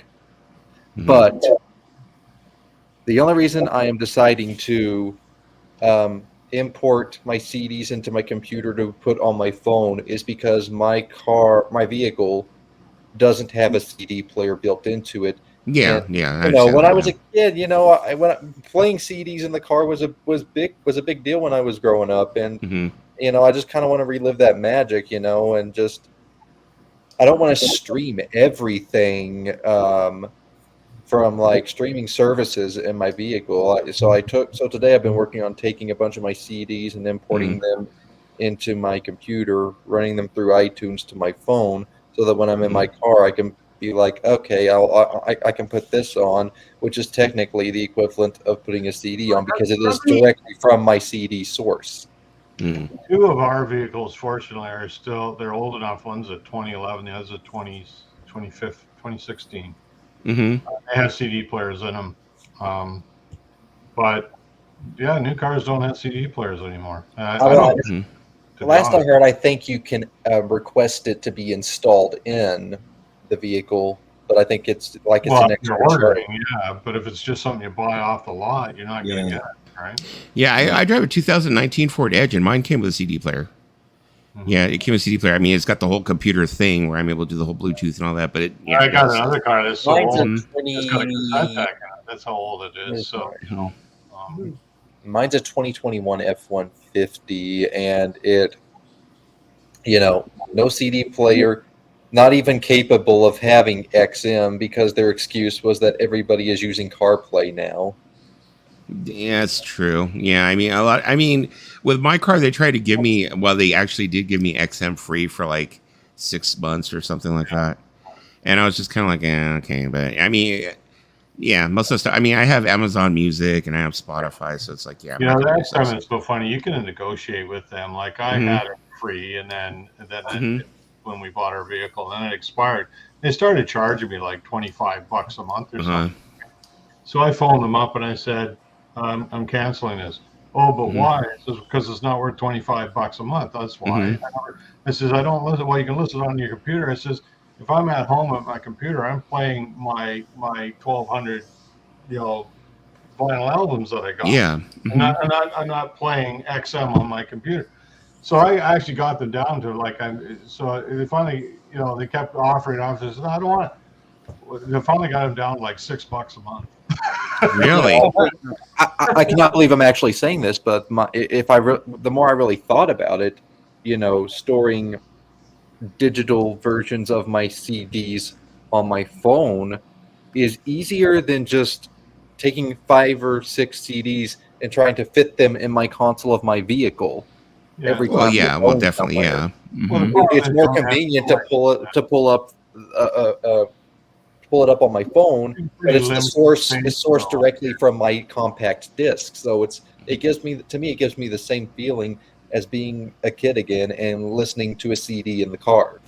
You got pretty limited space on your phone, though. I mean, you can only hold so much on there. Mhm. So, you'd have to, rotate on a fairly regular basis. 6,600 songs. I don't trust flash drives because they like to get infected so easily. That's Yeah, but you always why- keep a why- backup of it. I mean, The on your one time you computer. don't eject a flash drive correctly by Mhm. accident, the next time you plug it in, it's like, oh, it's been infected. You have to reset it, and then you lose. And then if there's anything stored on Well, you there, back it up, especially though. I mean, important stuff, you just you lose it. You don't keep your stuff exclusively on a flash drive. You just, you back it up on your computer or whatever. Yeah, I was going to about to say you stick it on a hard drive on your computer. I Or something. That's I don't put anything on a flash drive that I don't have a backup somewhere for. Mhm. Music file wise, the only thing I use flash drives for anymore is when I want to, because my main computer does not have a disk drive. So what I do is import the CD into my old computer, which does have a disk drive, copy the files to a flash drive. I basically use flash drives to transfer from one computer to the other. Yeah. Yeah, like me, I have like terabytes and terabytes of music. Plus, also have terabytes and terabytes of movies. So we know, Dusty. We know. yeah, so it's like if my like internet goes down, it's like I'm still fully entertained. So I use this thing called Kodi Media Center on my computer, and this feeds all the smart TVs in the house.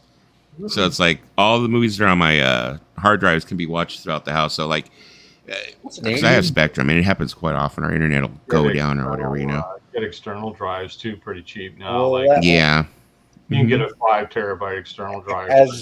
As Dusty knows, last night I was on his stream, and unfortunately, my internet crapped out. And it's one of those things where it was really the AT&T cell tower, but because my internet provider actually runs off of the same tower in my local area, if my cell service goes down, then so does my Wi-Fi. And when that happens, no cell service, no Wi-Fi. It's a good thing I have shelf upon shelf of CDs or DVDs to entertain me. Yeah, I know when your internet went down, Tim was like extremely disappointed because we were like, we were having that conversation. You might have to learn how to read there, Mason. You buy a book. Apparently, a lot of things in Houston have crapped out. Tim was like, "Oh darn, we're not talking about Michael Jackson anymore." I was like, "No, Tim. There'll be time for it later.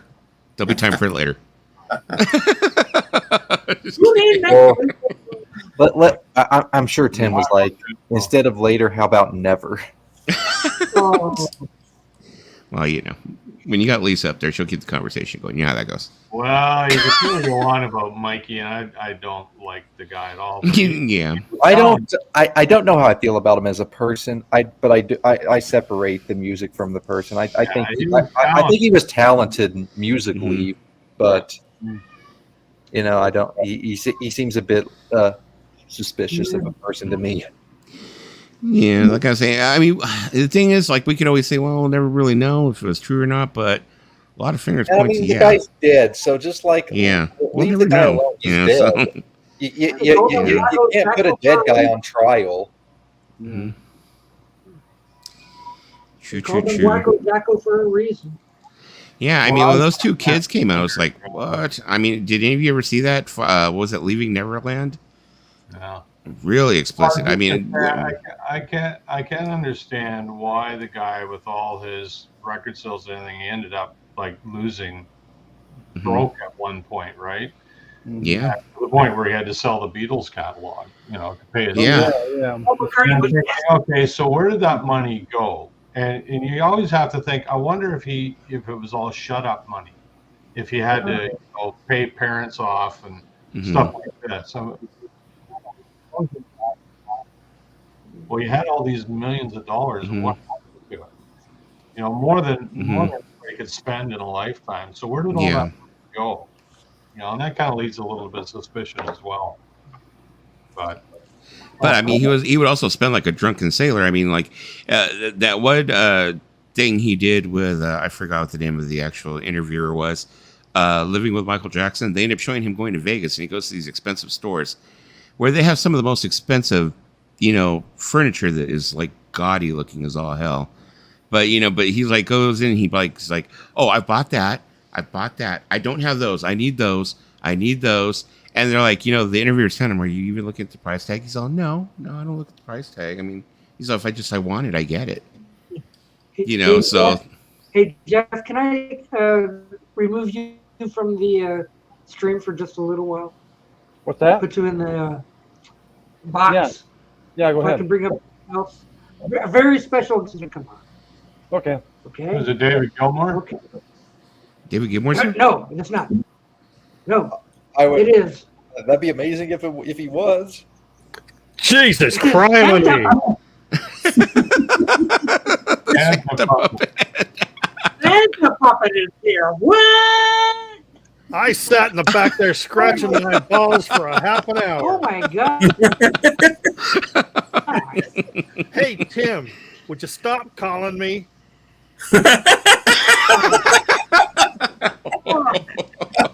I get phone calls at 3 a.m. Hey, anybody have any weed? What's going on here? Where's my pen at? I have a pen, a wee pen. Look how puppet has over the stream and spun us all out. Crazy. I just woke up. I've been asleep since December. I had a woody. It's time to wake up Mariah Carey also. He's getting there. I mean, what's going on, Santa Puppet? Are you getting ready for Christmas? I'm getting ready for Wood Girl. Tim's gonna get jealous. He makes what she needs. She makes what she needs. She could probably make her own man too. She makes what she needs. That's enough for me. You can let Jeff Allen back on. I got to go take a dump. Oh no! Are you? Oh come on! No. I thought you'd be here to tell us all about the Christmas catalog and what's that? Oh no! That wasn't really. Oh, that's great. That was awesome. You're too late. You're too late. You missed Santa Puppet. There you go. You missed Santa Puppet. Oh, there you go. Tim's got Wood Girl on now. Wood Girl. Yeah.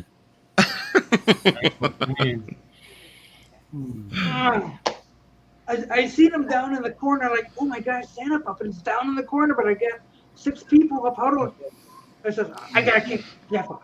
That happens with me too. Like when you end up having so many people over the top, it's like if you don't really listen for the ding, it's like you don't like recognize them down there. Right no ding. But it's easier for you, Dusty. You can get the full 10 up. So like when you don't have to sacrifice. No, but you still have to listen for the ding. Is what I'm saying. Like he was down there. It's like you still have to listen for the ding. When does So Larry get the Santa Puppet?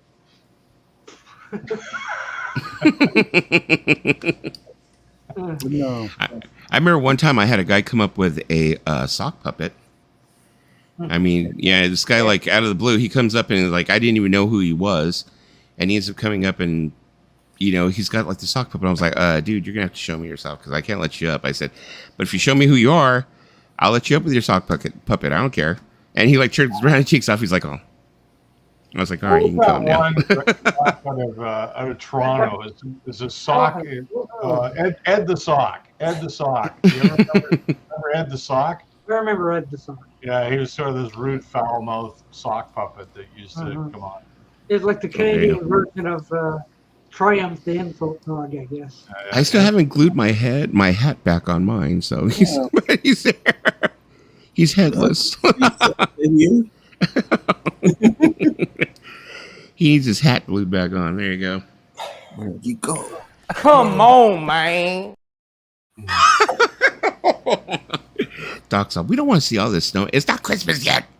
Somewhere in a box stored away. I'm not going to try to look for it tonight, but I believe I actually do have my own Santa puppet. Oh. But I'm never, I'm not going to try to compete with the actual Santa puppet, so I'm not going to bother with that. No, Santa puppet is one of a kind. Not to be recreated. Could be duplicated, but does not work as well as the original. When I was a kid, about 5 years old, I used to have a puppet stand, and that I would play with, and that was one of the puppets that came with it. You actually, so you were a puppeteer at one time, then you're saying? No, it was just like something. It was just like a little entertainment for the kids, But parents got it for me for Christmas when I was about 5. So, do you still have said puppet stage? No, I do not have said puppet stage anymore. Darn it! I was about to say, let alone hardly any of the puppets. That could be a whole live stream right there. Mason doing a puppet show. There you go. That's right. I know Lisa would be entertained. And we are all about puppet shows here. You know that. Yeah.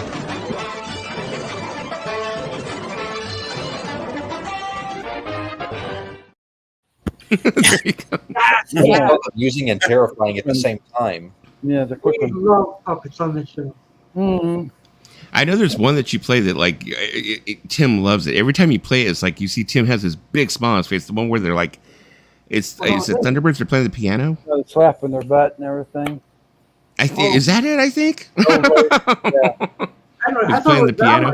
Yes. Yeah, I always do yes. I always do a big yes after that one. It's so exciting. Yeah, because every time you play it, like Tim's like, I love it. Yeah, but we do love the one with the piano playing too.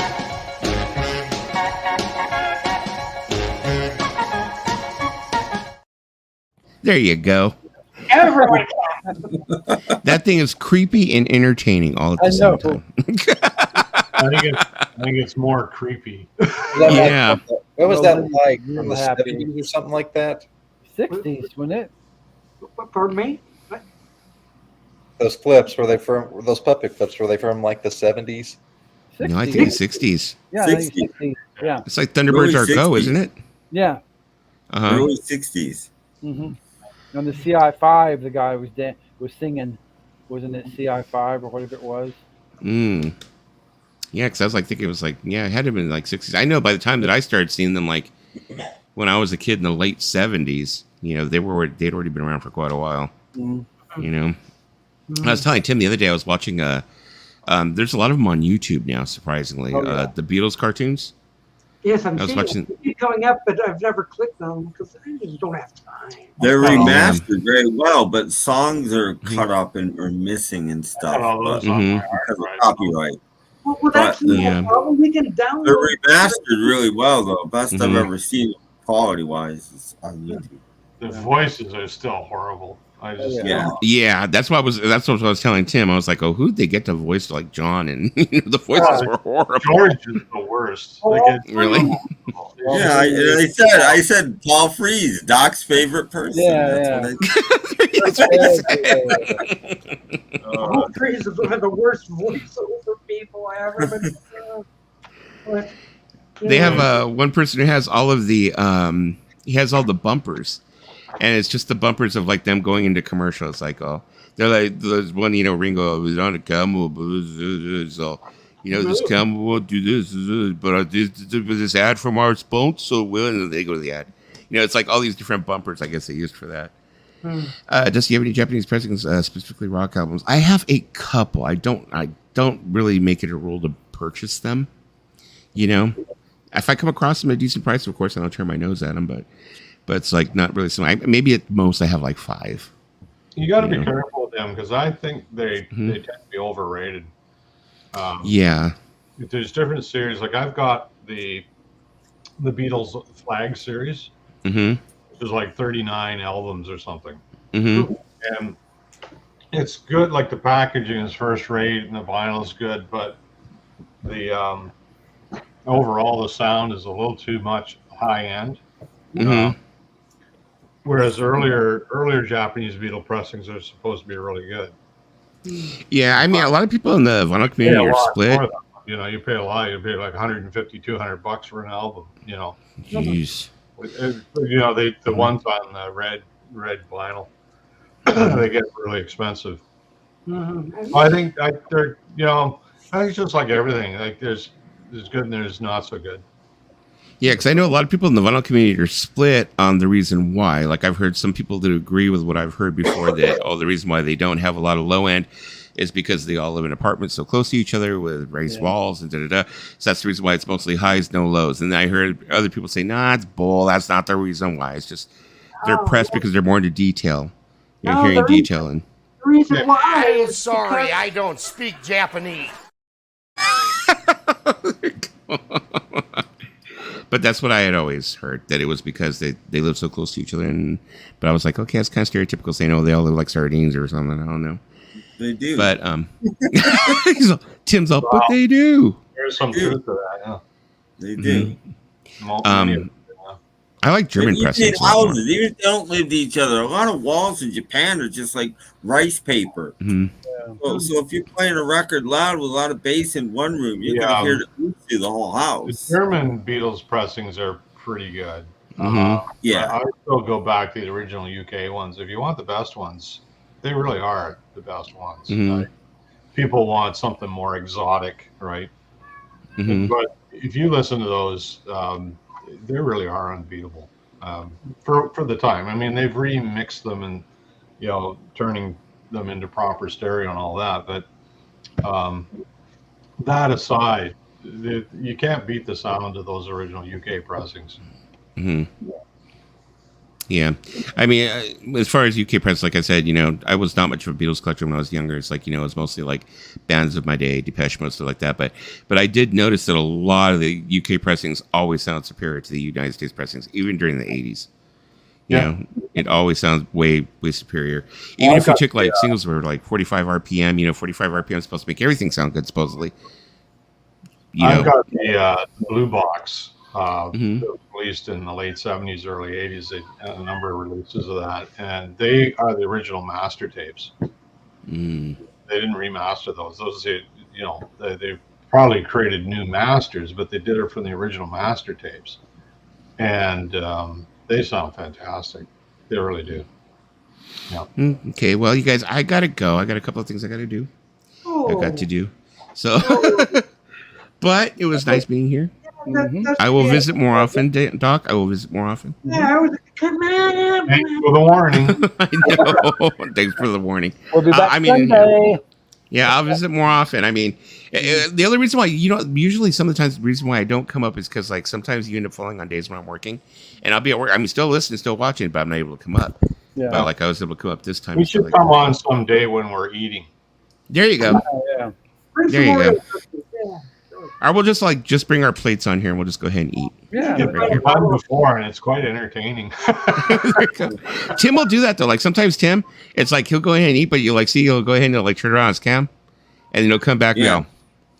If I have a cookie or something, I always turn my camera and my mic off. Always.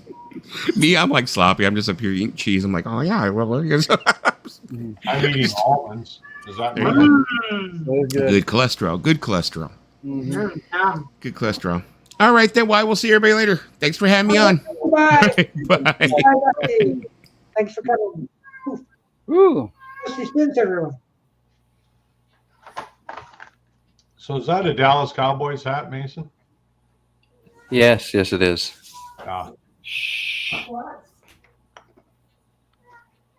It's okay, Mom.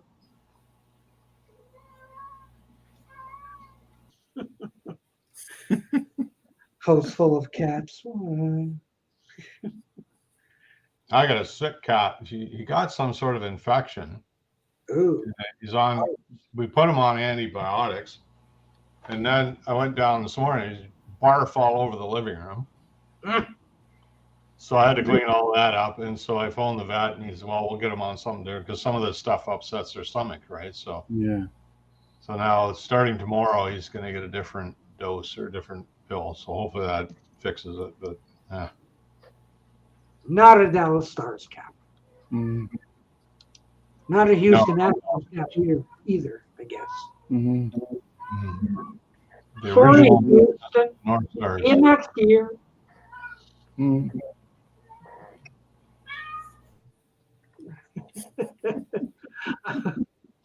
Oh, those cats. I promised to get them neutered. Well, my son took that one over to his place and took it back. He's supposed to take it back tomorrow. The cat came back. Well, The I very mean, next day. he says his sisters are smelling awful funny. See, the female cats are all fixed, so he can't hump his sister. Yeah. Take some of that plasma money and get that cat fixed. Yeah, we'll do that. No, I need more CDs and movies and stuff. Oh. Well, it's okay now because all the girl cats are fixed. The boy cats can, whatever. Yeah, but they're still in there yowling and growling. I know. That one's leaving again soon. I'm actually I'm getting rid of 2. So. Yeah, slow boat to Japan, maybe. Yeah. Christmas is coming too. Yeah, as you know. Yes. Pooh. Oh well. Well, hey, we just passed the 3-hour mark. Ooh, long stream tonight. Whoa! Mega stream. Mega stream. Lots of soup tonight. That's a lot of soup, but I think it's about time we put this episode of soup back in the can. Be back. Can it? Yeah. Okay. Yeah. See, there's a cat here too. That's a cat. House cat. Yeah. Would you hush? Okay. Thank you.